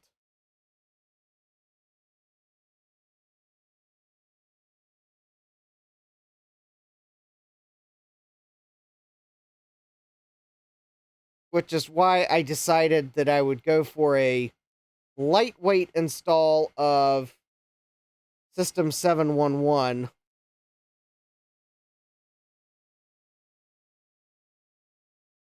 It's a 68030, and I think it runs at, I want to say it runs at like 16 megahertz. I think it does run at twice the clock speed of the normal 68,000. I can tell you it doesn't really accelerate booting the Macintosh because you have to wait for the control panel to load before it switches processors. I kind of wish it used an extension and not a control panel, but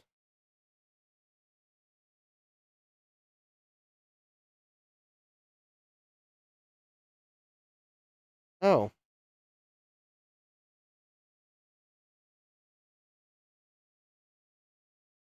That's interesting.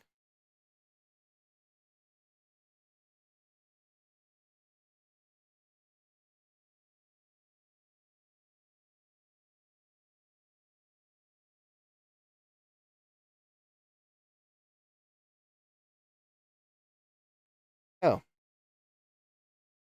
Alright, let's restart off the OS we just installed and then maybe that update will run because it'll see that we're running System 711.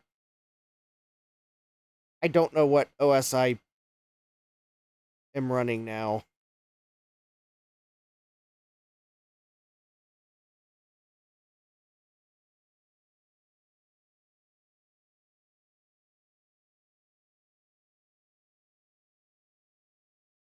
Mm,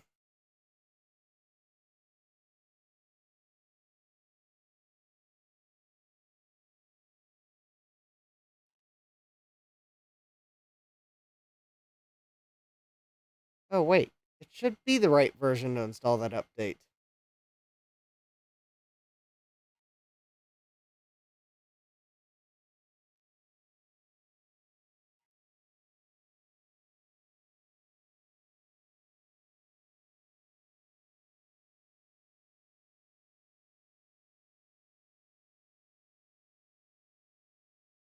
Yeah, I have two accelerator cards, none of which are actually original.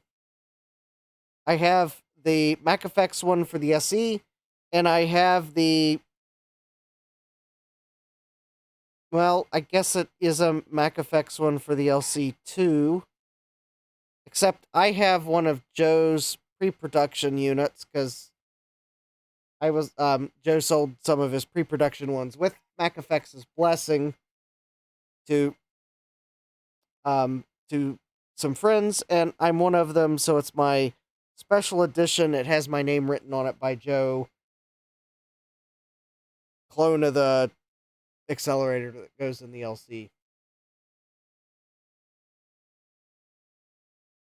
Or yeah, LC2 and Color Classic. It doesn't work in the LC. Probably because it would require different gals. I think they sold a different.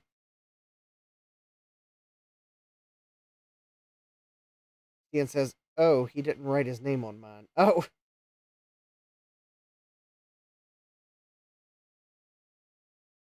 hey, Falcor, welcome.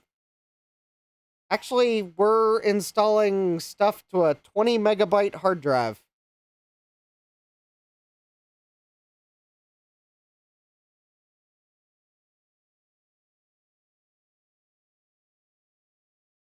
And I'm not sure it actually booted from it.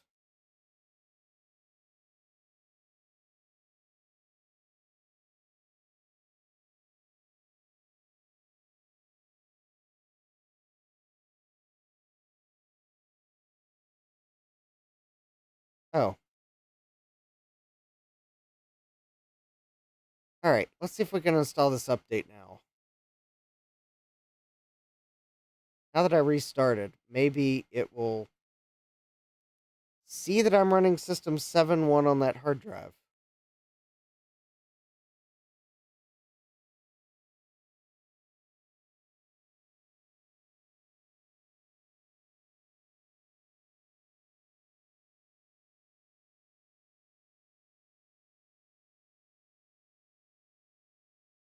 Alright.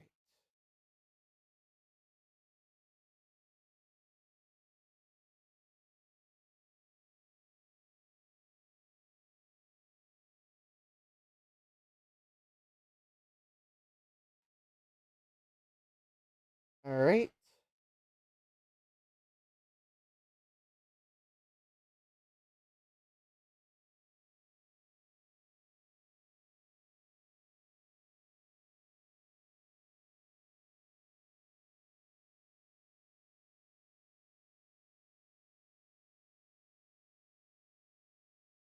Weird.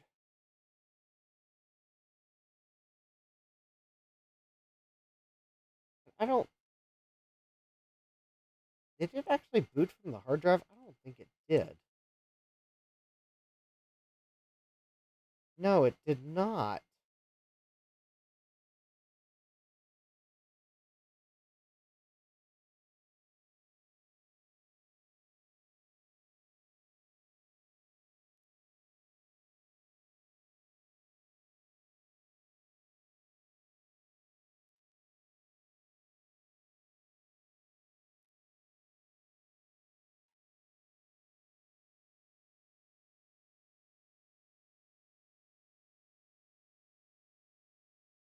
Weird. It's not booting from the hard drive. Ian asks, is the system folder properly blessed? Well, I used the installer to install it.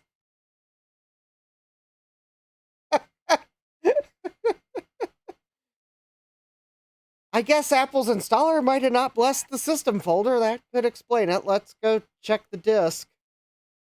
Falcor says, good stuff. Got an MM Performer and an SE with a ghillie clip. Cool. Yeah, it did not boot from the 20 megabyte hard drive. All right. Let's see. Maybe the system folder really isn't blessed, or maybe it didn't actually install.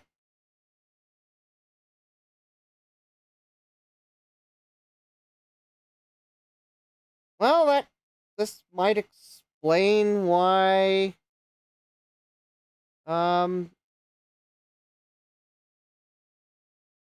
well, that all right. Okay.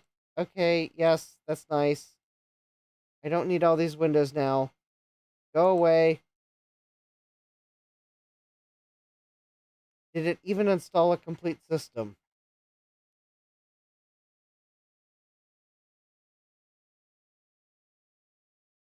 Ian says, drag the Finder out and back in. All right, well.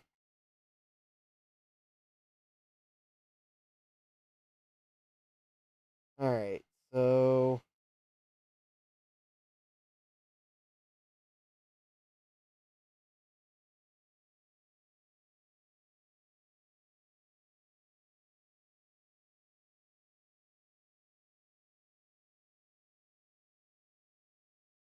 Slight problem.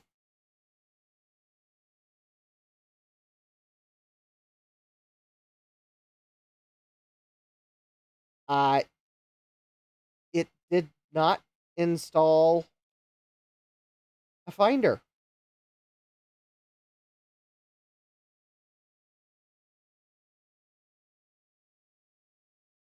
Yes, you're right. I believe the installer copied files, but did not actually. That is why the system update says that the drive doesn't have 7.1. Yakapum says try regular 7.1.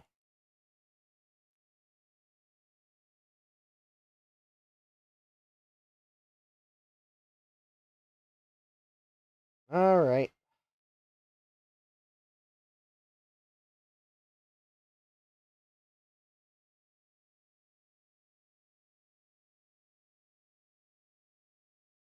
Oh, that's not the one I wanted.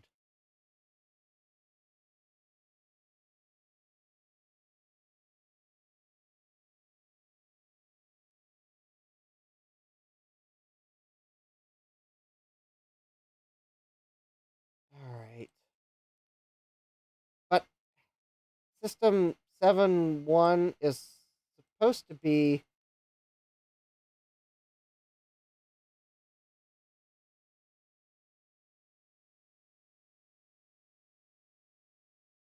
All right. Hold on. Regular 7.1.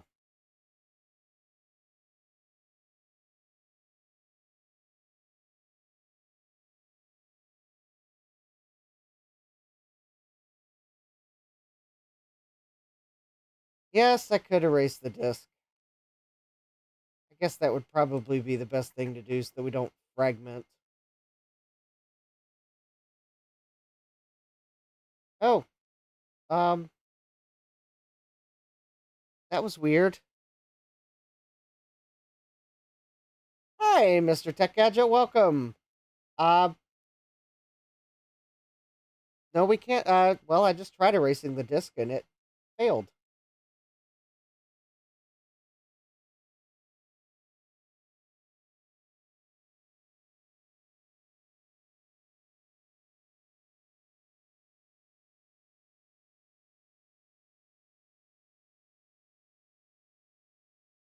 All right, let's try this. Yeah, the drive may not be as happy as we thought. Alright. Initialize.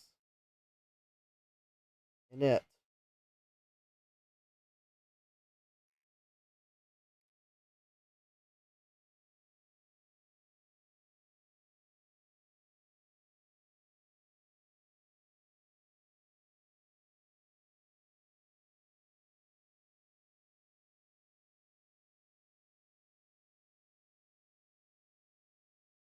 Hold on. Yeah, I'll try.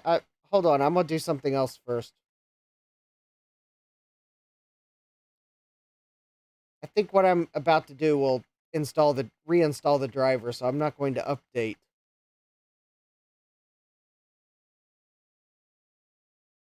I'm going to tell it to partition the drive.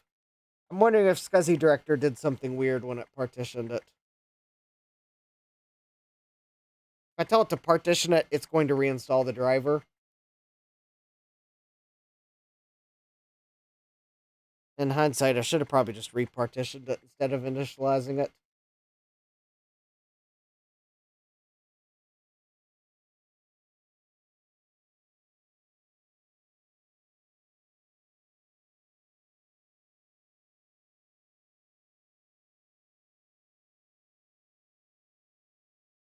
I mean, on the bright side, this drive sounds great.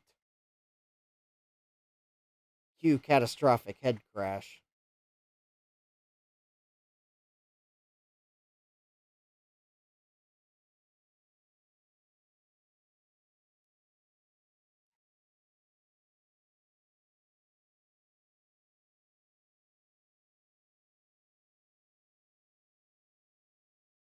Hey, John.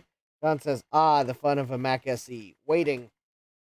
Yeah, I'm trying to install Mac OS so that I can install the accelerator driver so I can then plug the accelerator card in. Then at least the non-disk writing stuff will go a little bit faster, but I need to get an OS installed so that I can install the driver.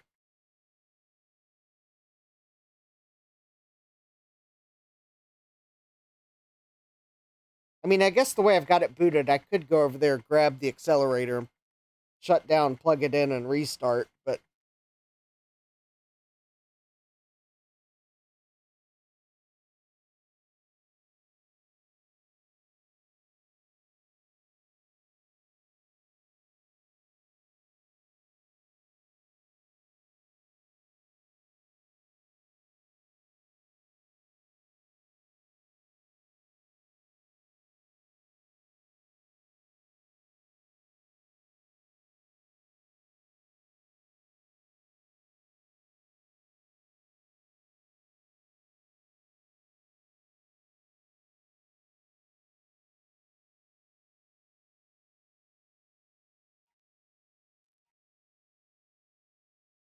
all right.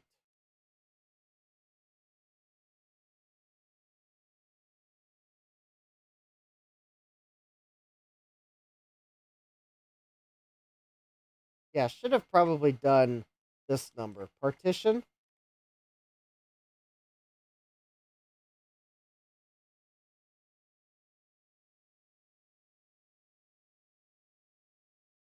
There we go.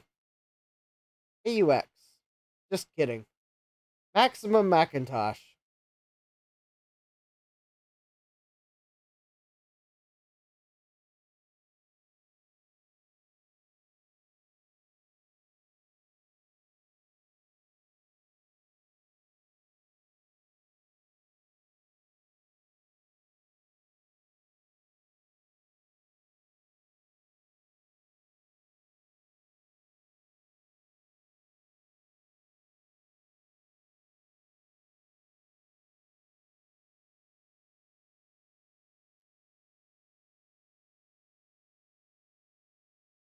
All right. Now we've partitioned it with Apple hard drive setup. Let's restart. Make sure the driver's active that I just wrote to it, and then we'll install Mac or System 7.1.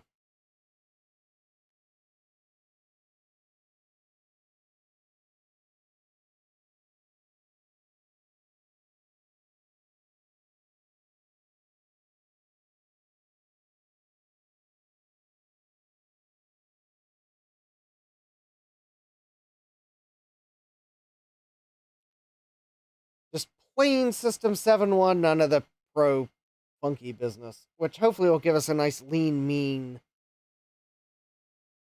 system. This SCSI drive has System 7.1.1 Pro on it. The blue SCSI image is 7.1.1 Pro. It's some networking stuff. It'll go away because I don't really want it running. Probably just slowing the computer down. It was for, like,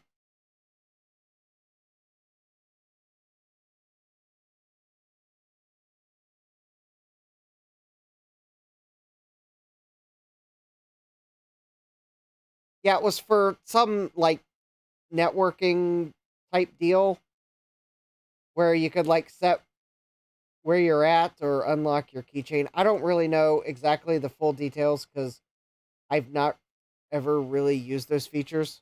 Actually, I've never used those features. I really don't know what those do.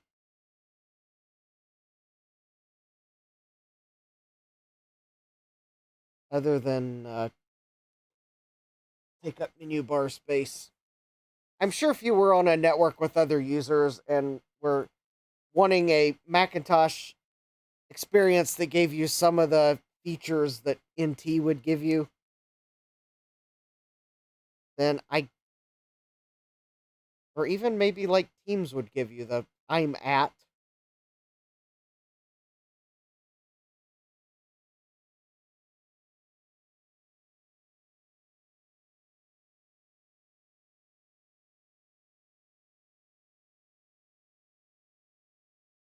Well, hopefully the System 7.1 installer will install a complete system.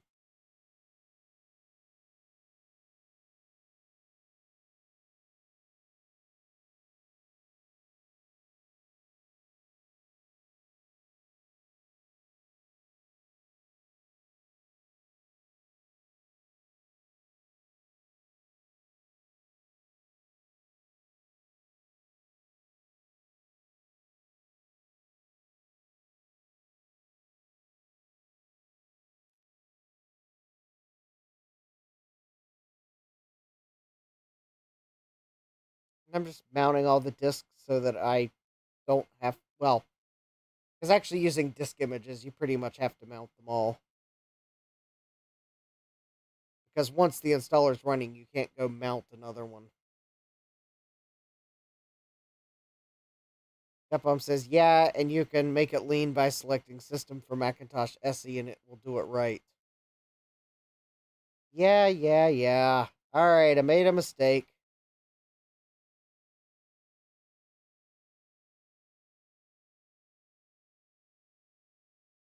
Stan says, I usually do System for System I'm installing plus minimal System for any Macintosh.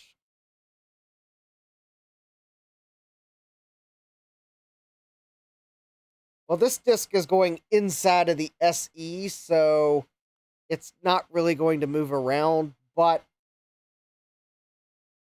I guess in the same vein, I am putting an accelerator card in, so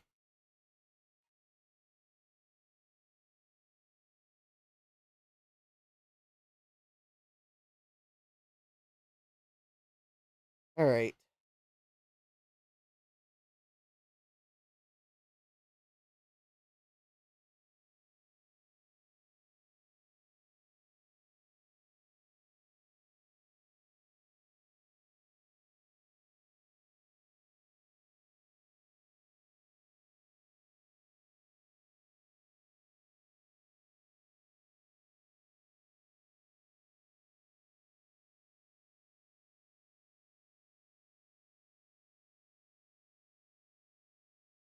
Well, maybe that's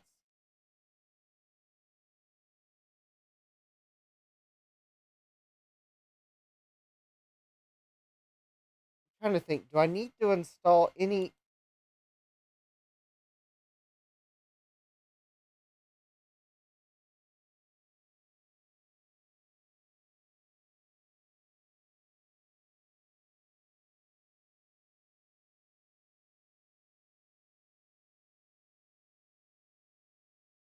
Yeah, that should be fine. All right. And I want the image writer.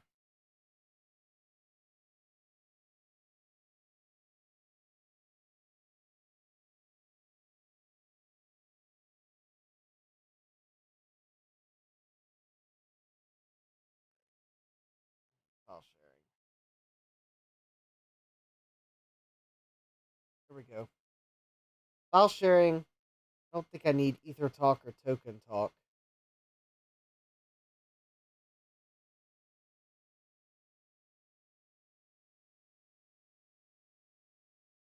Maybe I should install Ether Talk.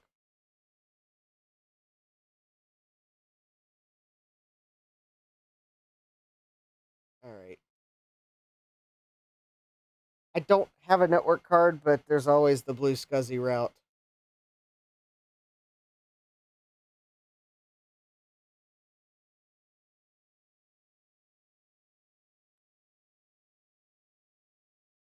Because the thing is, with the accelerator card, I can't put a network card in.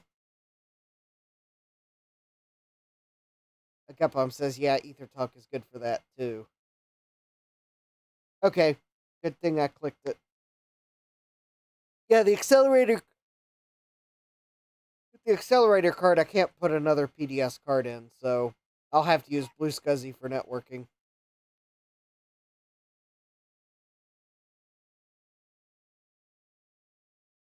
Gupom says it just saves you from having to install it later. Yeah, exactly. All right. Hopefully, this actually installs a working system this time around. How are we removing outdated files? We're installing. There is no system. All right, at least we installed Wild Eat.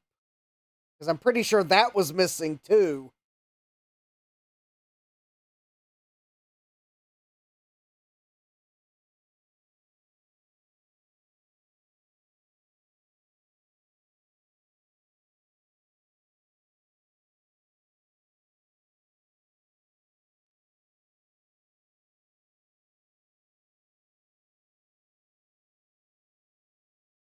Yep, I think this hard drive is working fine. Oh, I guess while this installs, because this is taking longer, because it's actually installing, let me go see if I can find the LC that I was going to swipe the floppy drive from. And I guess I'll actually go grab the accelerator card too. Because after I install a system and install the update, I'll install the control panel for the accelerator.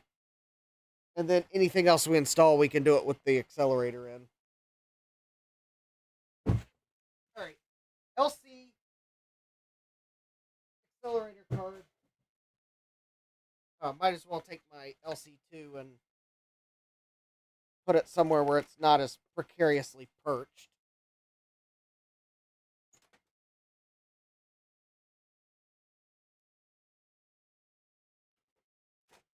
All right. Yep. I'll just wait for jcm-1.com to carry a power supply replacement. Then at least this LC2 I can rejuvenate it.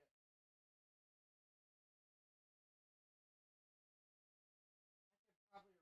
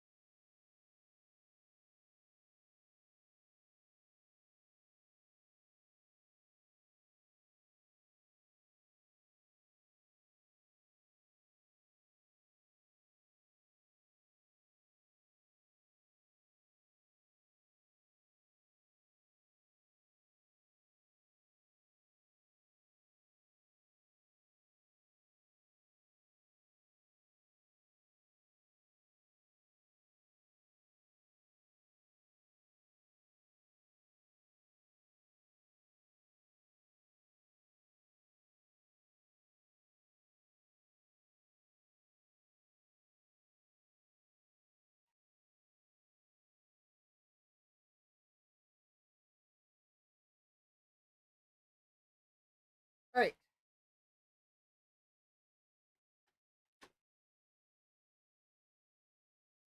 I got the LC. Reason why I didn't find it earlier is I'd forgot that I'd put a network card in it.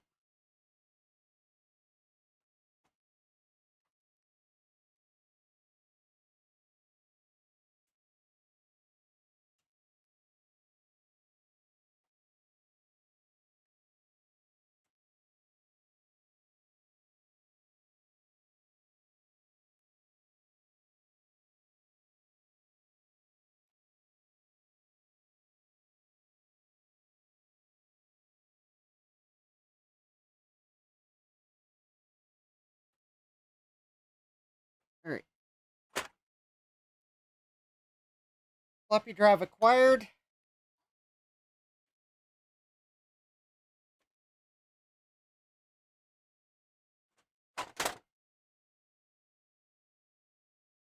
Yeah, now the only thing that's in here is a logic board that I believe is probably needs a new egret chip.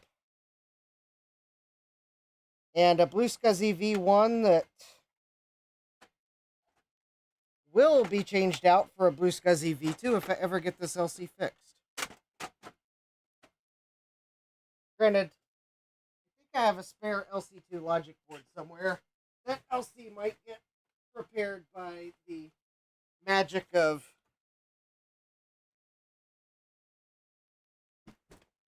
replicating what Micromac did back in the day.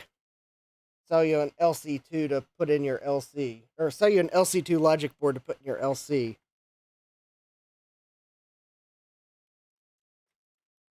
Actually, I think Apple did that too. I think.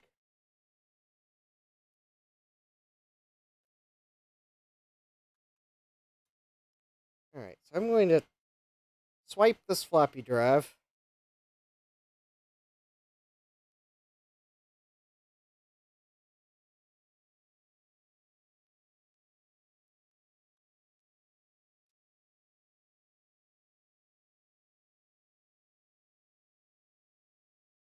Hardware Hacker says eBay wheel of egrets. Yeah.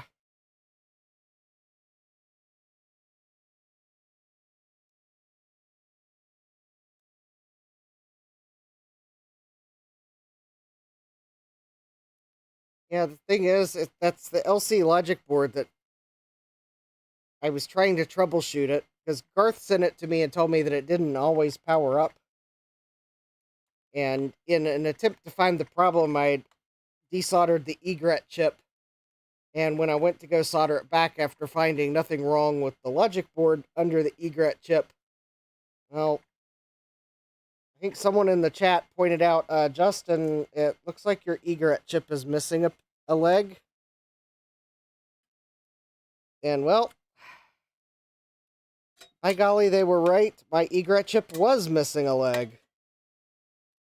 And so I actually took a Dremel and ground the plastic down to where the pin was hiding and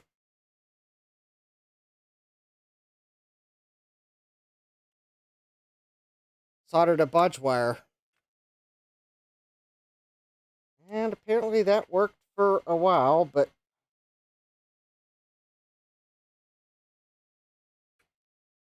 now I think the logic board's dead, so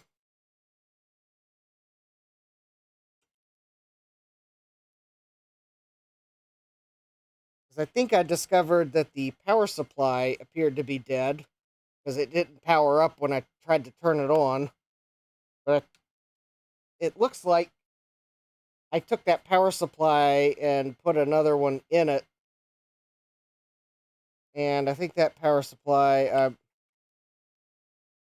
well, that power supply worked because I think I was able to get it to work on another LC, the second power supply. So I confirmed that power supply worked.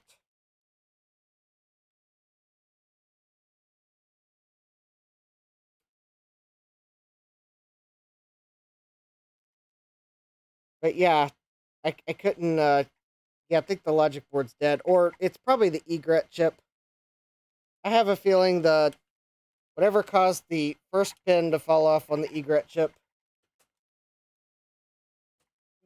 electrolyte corrosion, most certainly. Probably is, I have a feeling there's more corrosion. There's a stripped screw on this floppy drive.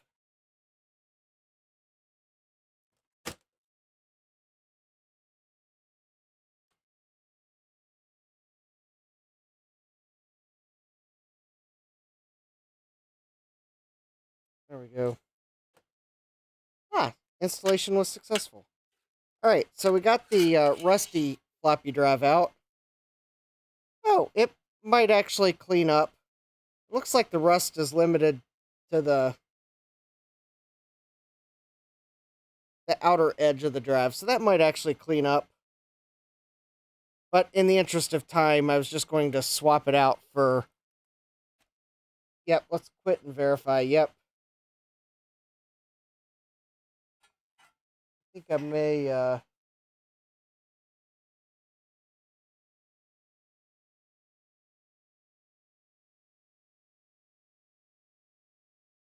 I've got another floppy cage for an SE. I think I may swap it out too because it's got some corrosion on it. All right, so let's quit.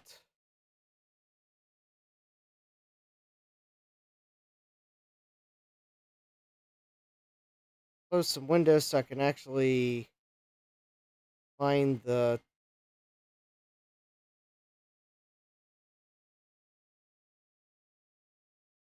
I'm going to eject these disk images.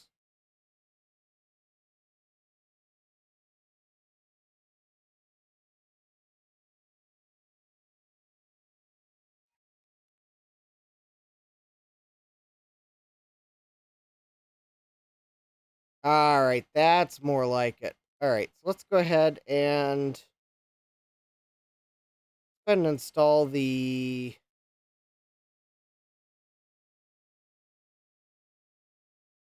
system update.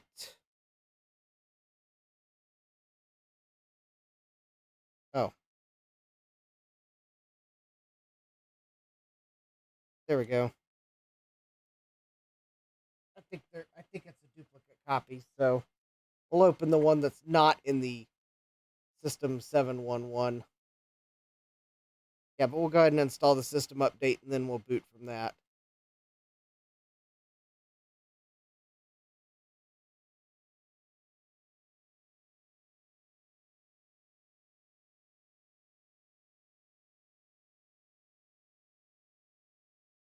Because the cool thing is, we don't have to reboot to install this. As long as it sees a complete system on that drive, it should let us install it.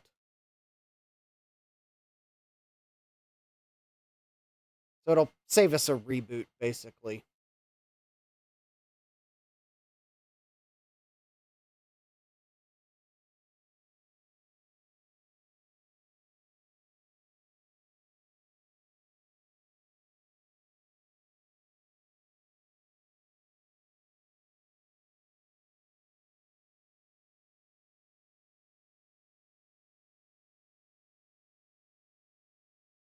There we go. That's all we need to do.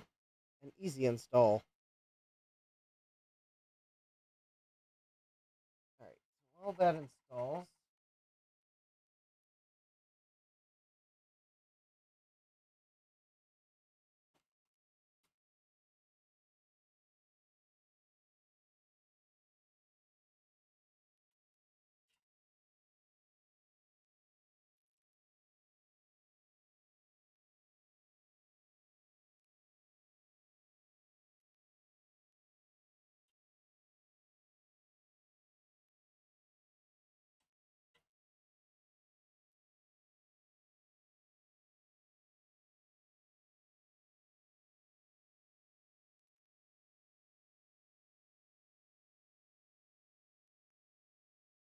all right, I'm gonna get the floppy drive installed in the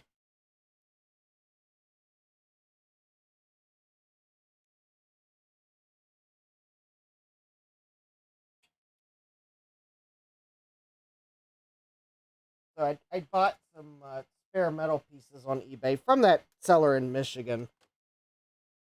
So given the corrosion that was on, because there's some corrosion on this piece.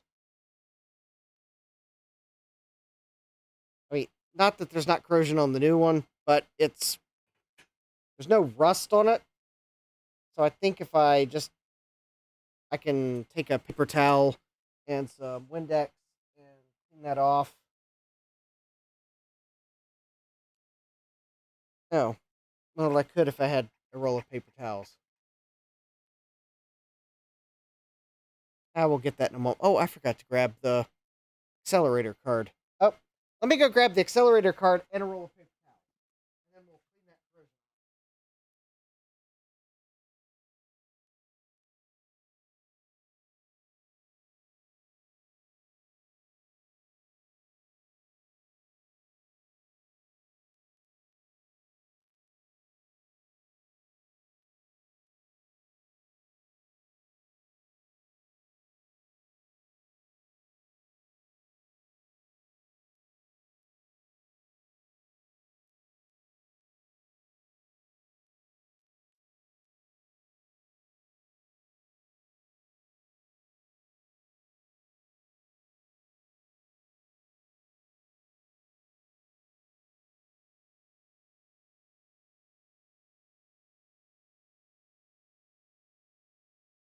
There we go. No, I've got paper towels. Well, actually, they're shop towels. So that means they're better than paper towels, theoretically.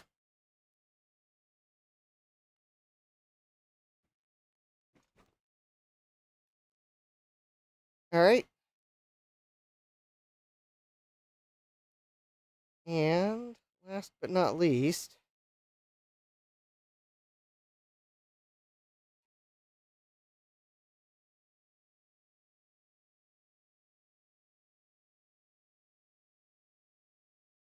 all right.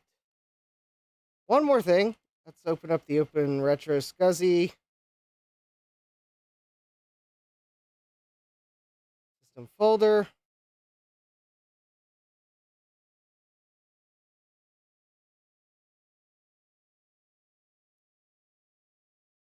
Wait a minute. Control panels. Oh, yep. There it is. Macintosh HD.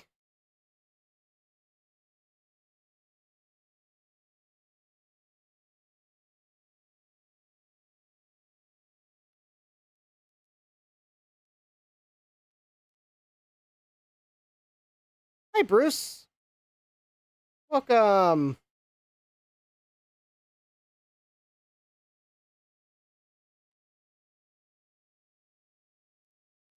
There we go.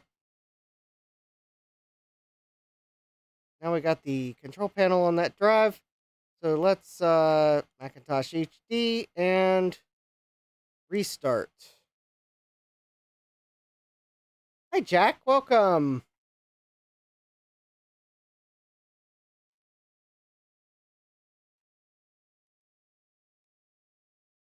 Okay. I don't know if you can hear it, but we are booting from the mini scrab.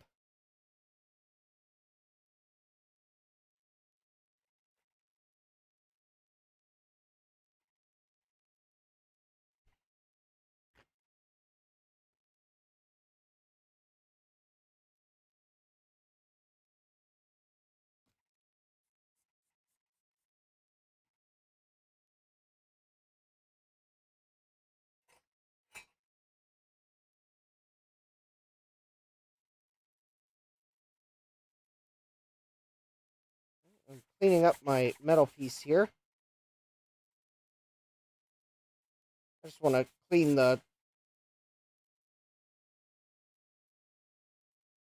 whatever it was that was on the metal piece. I think it's just some minerals from probably water ingress from whatever Mac this got rescued from. There we go. Yeah, that looks much better than the one that was in my SE. I'll refurb the original part. There we go. So we should be in System 7.1.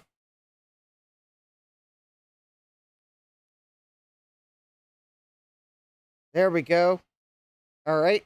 We got almost 3 megabytes of free memory. That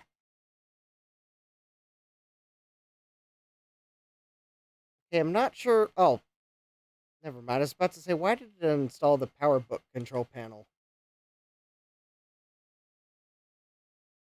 Because that's the Open Retro SCSI.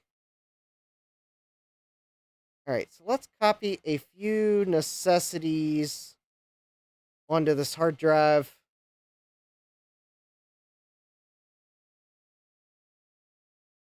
And let's see here.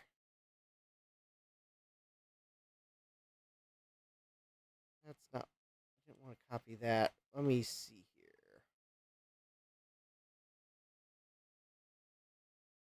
Actually, we don't need to copy what I was about to do. Let's run, I want to run a benchmark. Jack says, not being in color probably saves you a few tens of K. Yeah. All right, so let's run.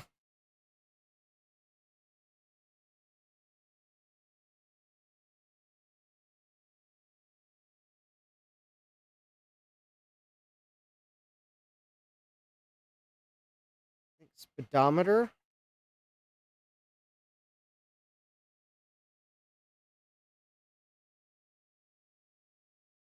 Well, the accelerator is not installed, but I want to get a baseline.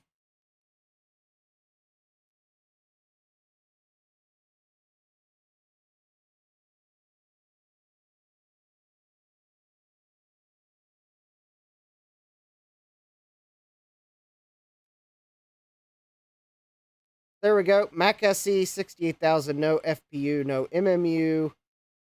All right, analysis or tests. Run all tests. We'll let it run all tests because I can install the floppy drive into the cage.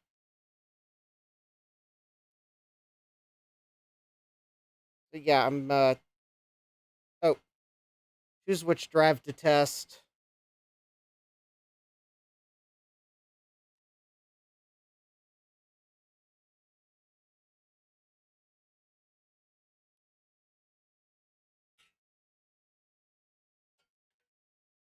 Yeah, we're gonna be mean to the mini scrab and let it be the test disk. We'll see if the accelerator boosts its disk performance any.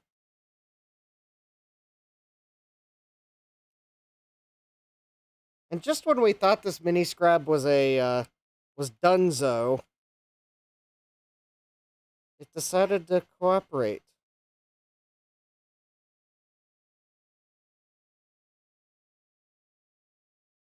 Texas, this is going to be the end of the mini scrab.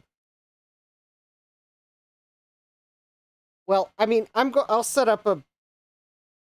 Basically, I think what I'll do is I will set the mini scrab up the way I want to, and then I'll probably create an image of it, so that if it does fail, I at least have a blue SCSI image of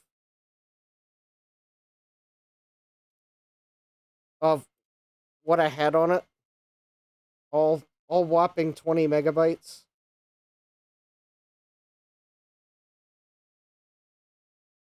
Jack says, "Oh, look at this blazing graphics performance."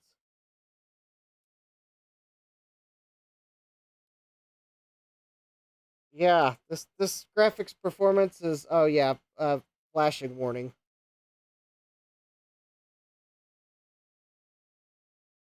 Although in reality, that's not flashing really that fast, but still flashing warning. Bruce says, "Try Doom on it." Ian says, "It's awesome-tacular." Jack says, "Chunk, chunk, chunk, chunk." Hardware Hacker says, "Quick draw with quick in quotes." Yeah.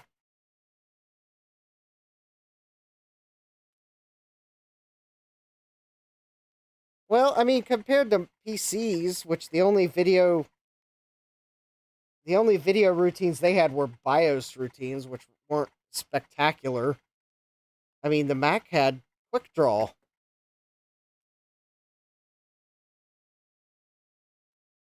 I have to give the Mac a point there. Quick Draw is probably better than BIOS routines.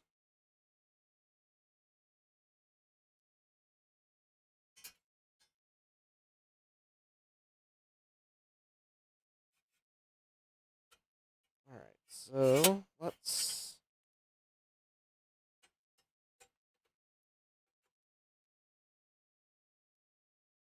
Oh, we are still running the performance test. Please continue to hold.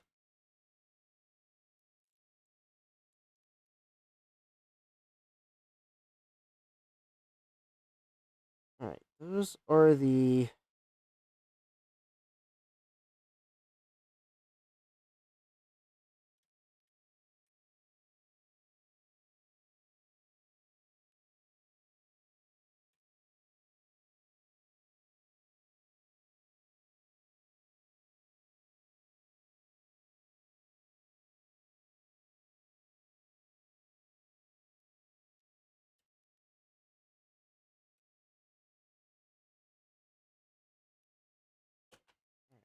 One screw.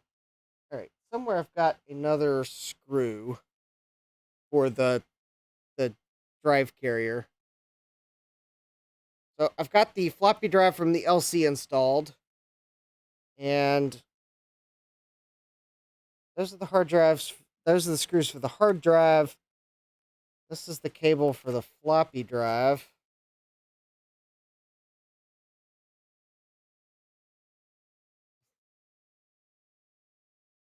Jack says the sound test in Snooper is very underwhelming. Let me guess, it just plays a sound.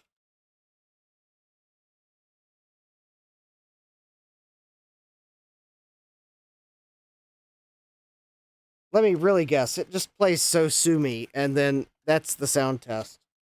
Or actually, no, it's probably just a beep.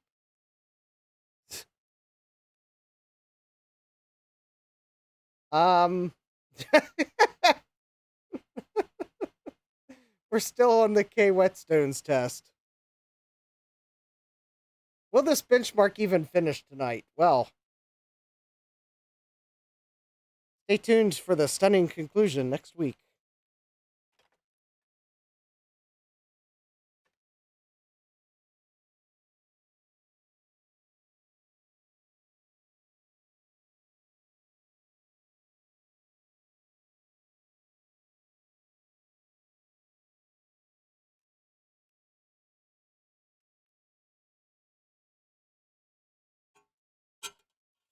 All right, so this floppy drive that I am sure has cheese. Oh, there we go.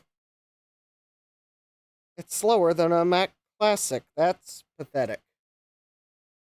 Yeah, Mac Classic equals 1, so apparently this SE can't even do a Mac Classic level. Even though I think the or does the Mac Classic actually run at 8 megahertz, whereas the SE is running technically at like 7.8 megahertz? Ian says I'd take an SE over a Classic any day. Yeah, for sure.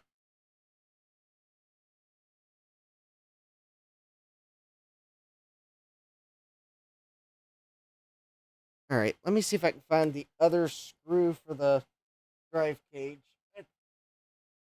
I suspect it's with the SE case parts, which I think are still on the shelf. I'll go set the rusty floppy drive with them.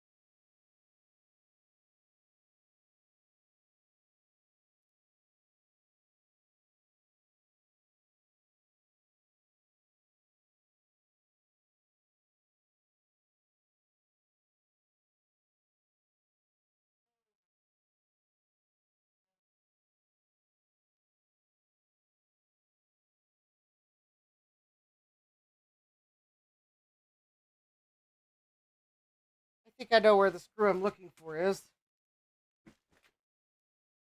I stole it for the SE30. Ian says, but I have to say my favorite Mac is the 2CI. Bruce says, me too. Hardware Hacker agreed. Actually, it's the 11CI. Yeah, believe me, if I ever do a video on the Apple IIc, I am totally putting that clip from that video game, or that game show where the announcer calls it the 11C in the video.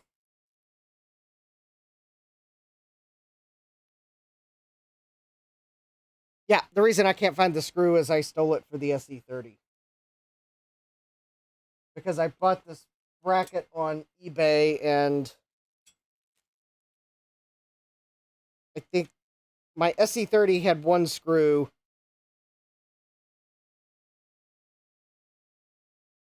My SE had two. This bracket I bought on eBay didn't come with the screws. So I stole one of the screws from my SE to fix the SE30. I'm going to have to go to the hardware store and find a screw to match so I can put a second one in the SE. The problem is these hard drives are heavy enough that you really need two screws to attach the hard drive. The floppy drive, or you'll start bending metal.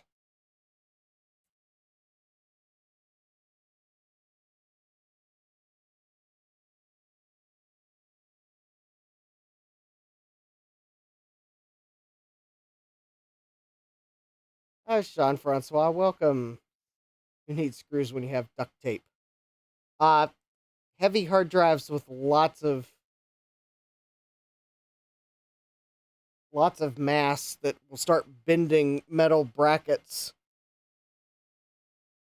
without a second thought. Yeah, I'll go to the hardware store. I'll get another screw.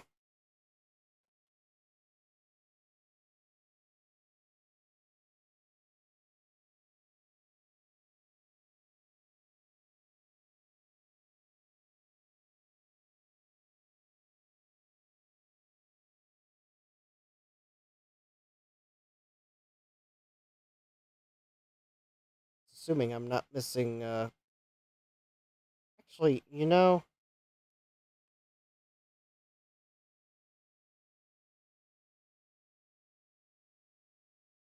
okay, there's probably a bag of screws somewhere. I just realized maybe I'm not actually missing the screw. I just misplaced the hardware.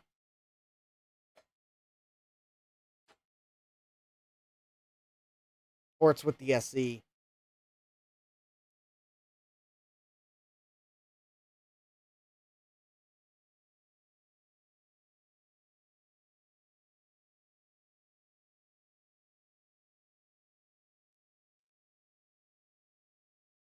Well, I guess it did warn me that this could take 15 minutes, and by golly, I think it's taking its sweet time. So when this finishes, we will shut down the system. Then I will install my accelerator card from Mac Effects, designed by Bowl. With special thanks to jcm-1.com.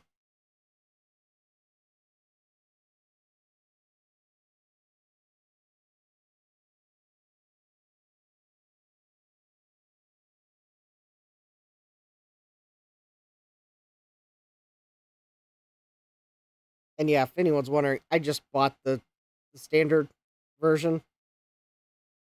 I didn't need the gold top CPU.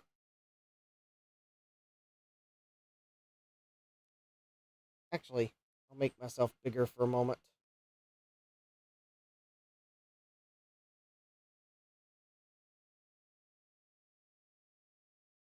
Actually, maybe I should do this, because the ring light's kind of causing glare. There you go.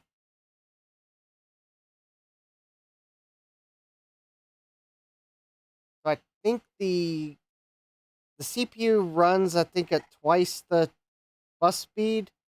And I think the FPU runs off that oscillator there.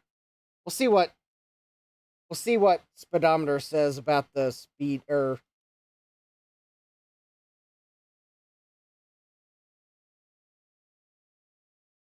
right, so let's save the machine record.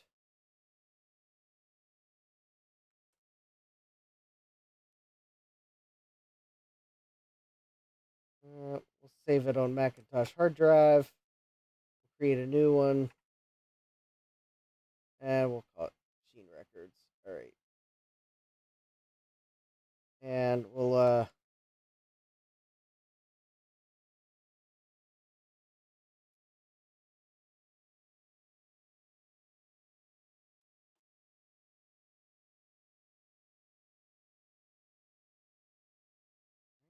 save that.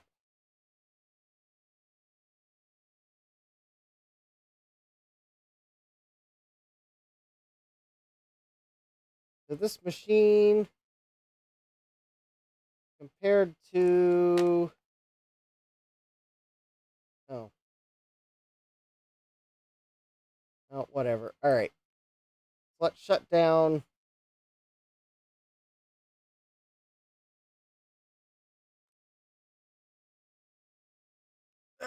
Power down. All right, so I saved the machine record. Oh, I didn't realize I was on table cam. All right, so we'll plug the accelerator in. I've already installed the control panel for it, so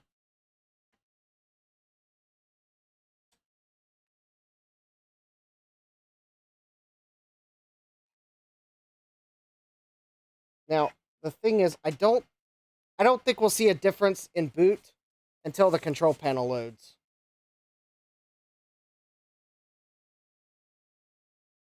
4 megabytes, as that's all you can put in an SE, and it's got all you can put in it. 4 megabytes.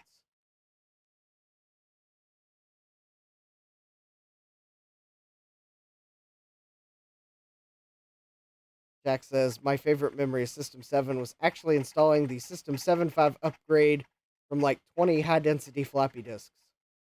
All right, get ready for the control panel to load.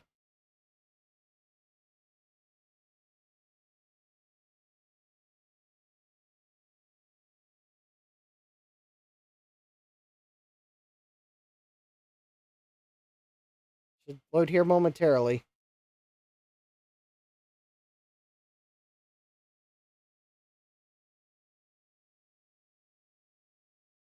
Jack says 4 megabytes max memory is sad, though.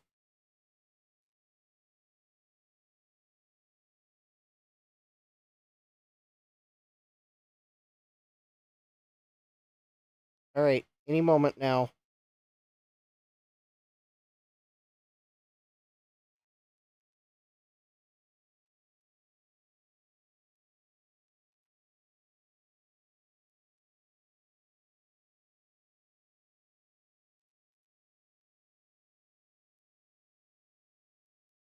Back.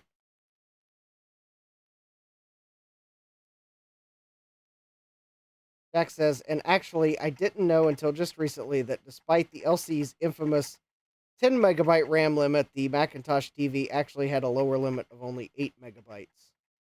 Actually, I was reading about an accelerator card for the LC that would, the LC2 that would let you use the extra 2 megabytes that you couldn't normally. I don't know how it did it, but it did it somehow. Oh. Alright, well, speedometer will tell us what it thinks is active.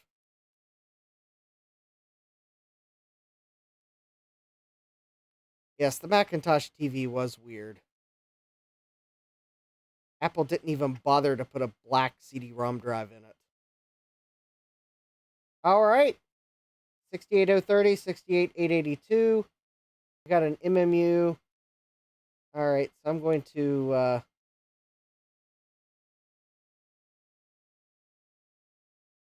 load a record file.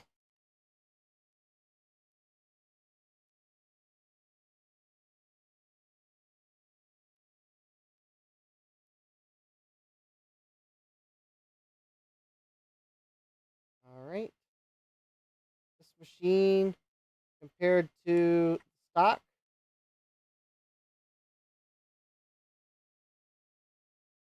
And run all tests.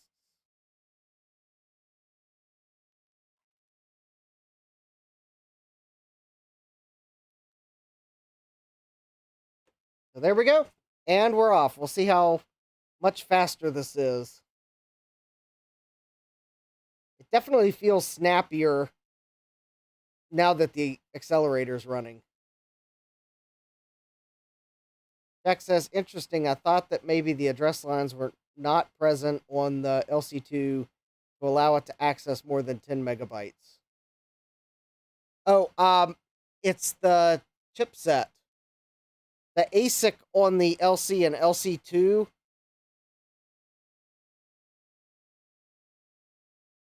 or at least that's what I thought. I thought it was the ASIC just wouldn't let you access that memory. But apparently, if that, I think it was a Micromac accelerator card, if it can let you access that extra 2 megabytes of memory, then that implies the address lines are there, and that accelerator card must be somehow overriding the ASIC's lockout.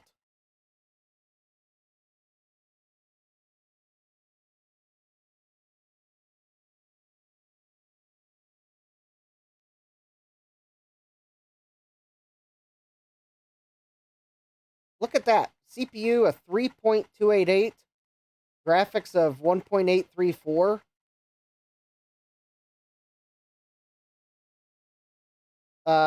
Okay, the disk is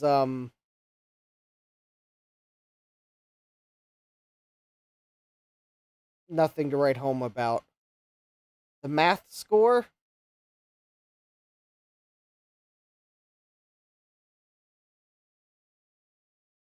oh, this thing should math like 8.2.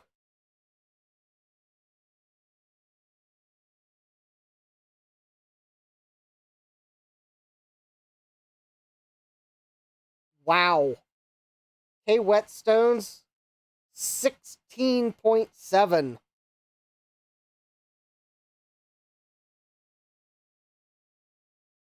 think the 68030 has some a small amount of cache built in. Hardware Hacker says, you mean the disk was nothing to scribe home about? Yes.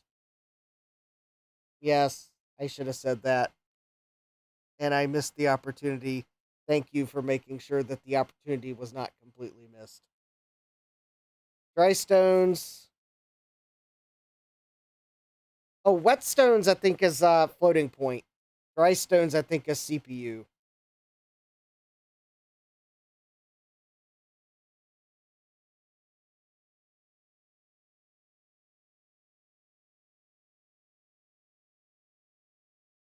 Yeah, it doesn't surprise me that the 68030 is not able to completely blow the classic out of the water. I mean, it's basically 1.5.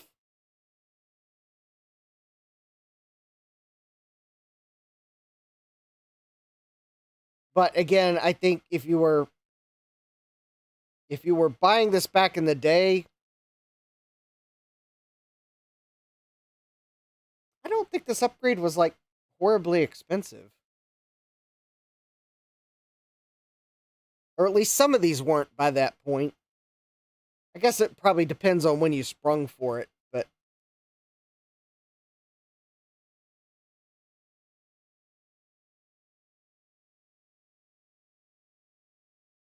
yeah, I totally could see I mean, all right.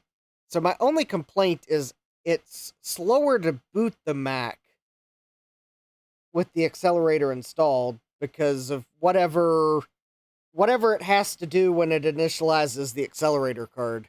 Because I know it starts the boot from the 68,000 and it doesn't switch to the accelerator until the control panel loads.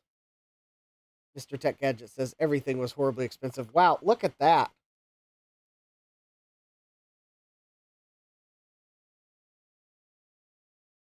Oh, this is a Mac. Oh, this is compared to a Mac 2. That's actually impressive, because isn't the Mac 2 16 megahertz? Probably an actual 16 megahertz bus. Whereas this is going to be, I suspect the CPU is probably clock doubled or something. Yeah, 16 megahertz, 68020.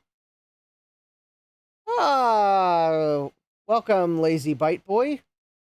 Ooh, a Mac SE stream, perfect way to distract myself from actually bothering to fix my own SE.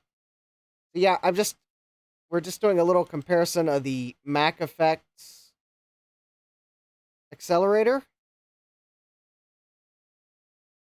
So on the left is with the Mac Effects accelerator installed, and on the right is this without. Stan says it's Mo Beta now. Yeah. So let's go ahead and save the machine record. And all right, we will save it in that file. And we're going to call this Mac call this the Mac Effects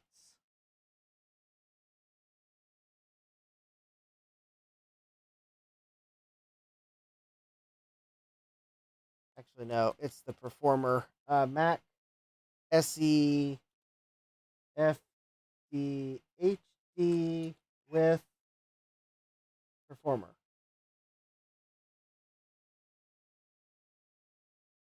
There we go. That'll fit.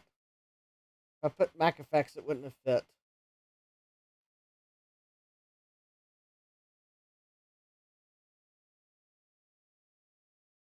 There you go. If you want to kind of see the difference,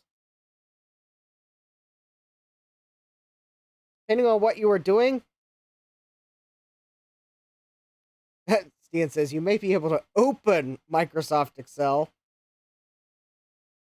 Jack says you're going to be able to Microsoft Excel with those math scores, assuming it doesn't need more than 4 megabytes RAM. Yeah, seriously. All right. That is pretty snappy.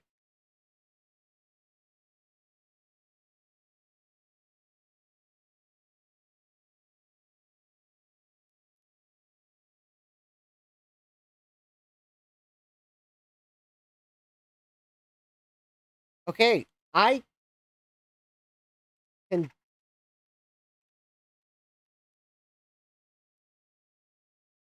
We're actually running on a real hard drive. Thomas is ready to play Doom.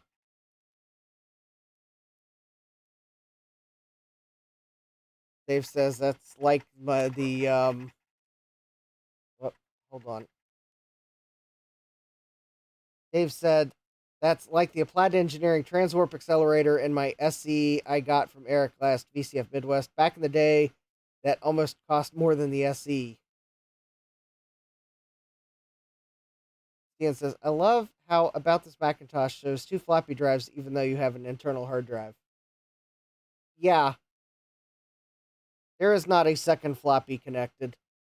I think there's only one icon for the SE.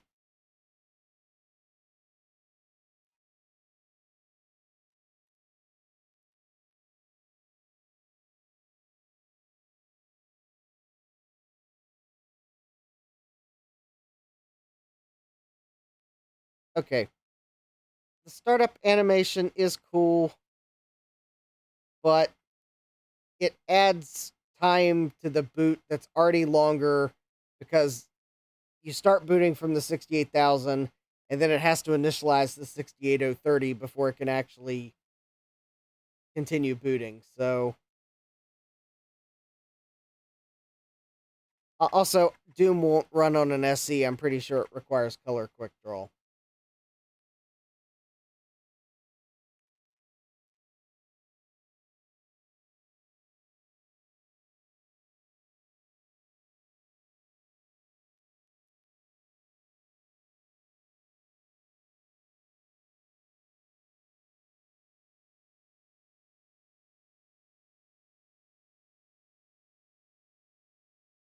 Also, it's like 5 tills, so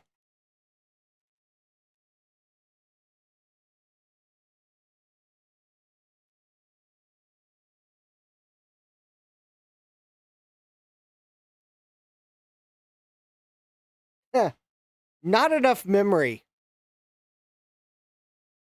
In fact, even if I closed the Finder and System, there still wouldn't be enough memory on an SE. So, wah, wah, wah, wah.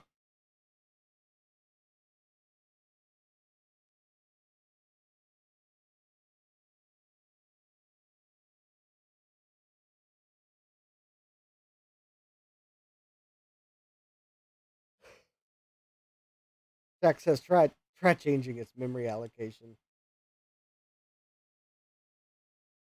All right. Anyways, it's like 5 till now, so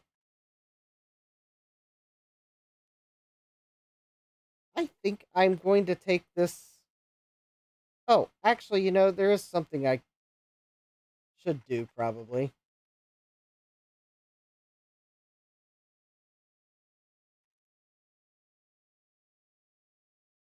All right, let me do one last thing here because someone will probably say, "Hey, you should have maybe installed a couple of these items." So I will at least, since someone asked about it.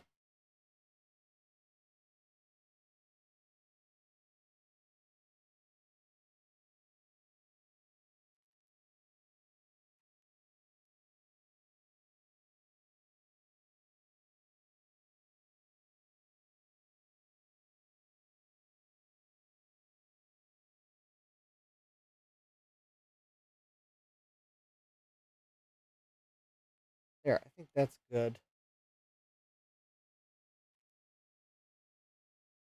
Oregon Trail, yeah.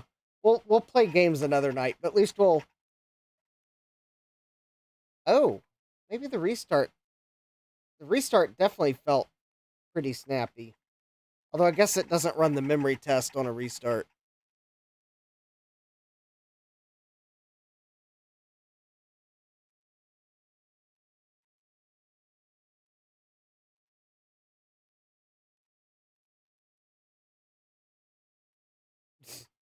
Harder Hacker says your Mac SE FDHD has died of dysentery. I think it might have restarted from the 68030 processor because that was really fast. Jack says memory test. Yep, still only 4 MB. That was a really fast restart.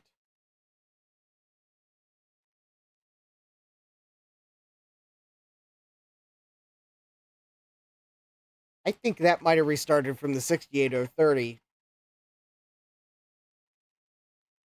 I don't know how to prove it, but Hardware Hacker says try turning on the. I had the animation on and it takes too long because you're already waiting for everything else. All right, so let's go ahead now and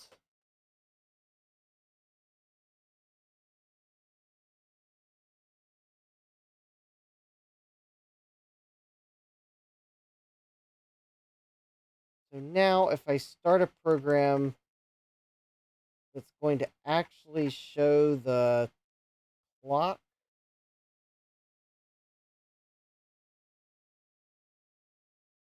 Jack, you missed me dragging in an extension into the control pan into the system folder. I'm running the 2020 patch, and that patches the date range for that control panel. Yep, you missed that. So if I were to, oh, there we go. That's what I can do.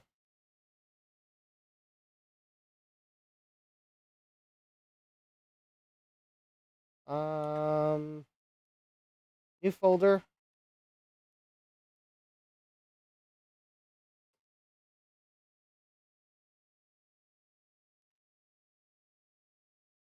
There we go.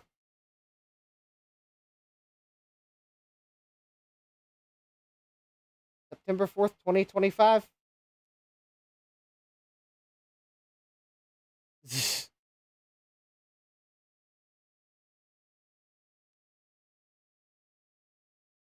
Oh, there is something else I need.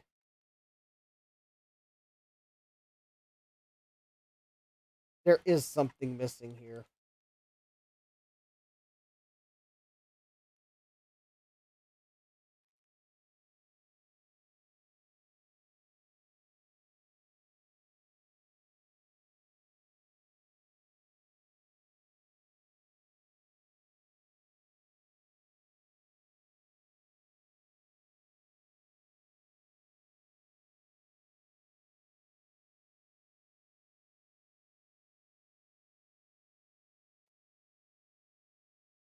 That is assuming it's on this collection. I may have to go find it.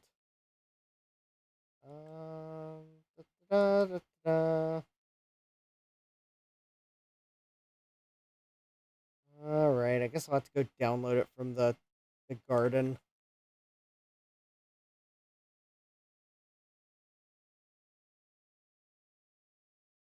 Unless it's in multimedia. I'm looking for the Grouch. I thought it was on here somewhere.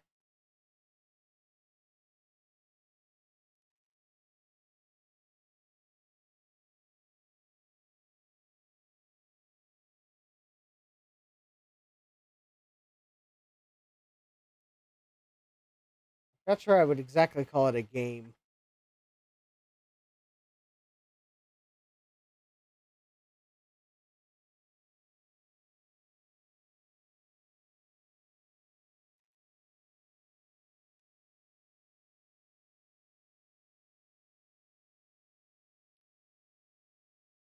All right, I'll have to go hunt it down.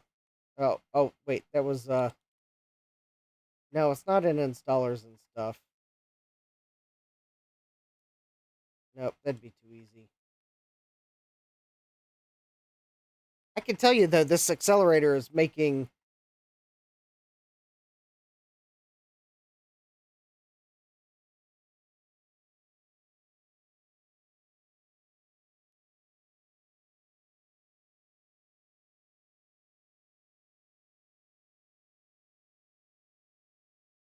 all right. Well, anyways, I guess the Grouch isn't on here, so we'll go ahead and shut down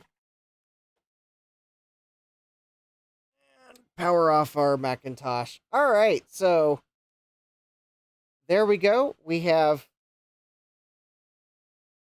bench reassembled the SE. We've got the hard drive with the system installed on it. The Mac FX accelerator. We got a battery with a via coin cell adapter, 4 megs of RAM, and as soon as I can get a screw for the bracket to hold the hard drive in, then yeah, I can put it back together because I got the there's the floppy drive from the LC, all nice and ready. I didn't need to do anything to that floppy drive because I already know it works. It was probably last year when I serviced it, so it's fine. Anyways, so there you go.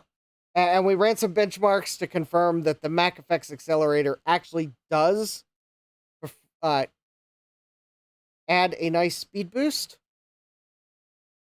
You have to wait for the control panel to load first. So with that, if you like it when I get these old dinosaurs back up and running, don't forget to smash that like button, subscribe, and turn on notifications so you know when I'm going live next. Next live stream is going to be Monday at 8 p.m. Eastern, and I have not decided what I'll be working on. I might be convinced to try to take another look at the 2SI, but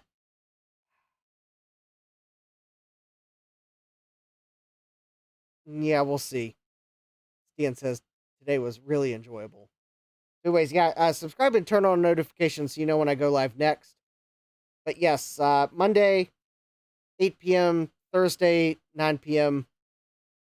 Haven't quite decided yet.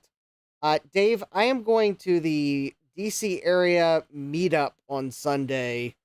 So I will join remotely if I can, but last time I was there, I didn't have cell signal to do it. But I did probably forget to check to see if the library had Wi-Fi. So I will join if I can. But I'm going to be at the DC area meetup at the Chantilly Public Library.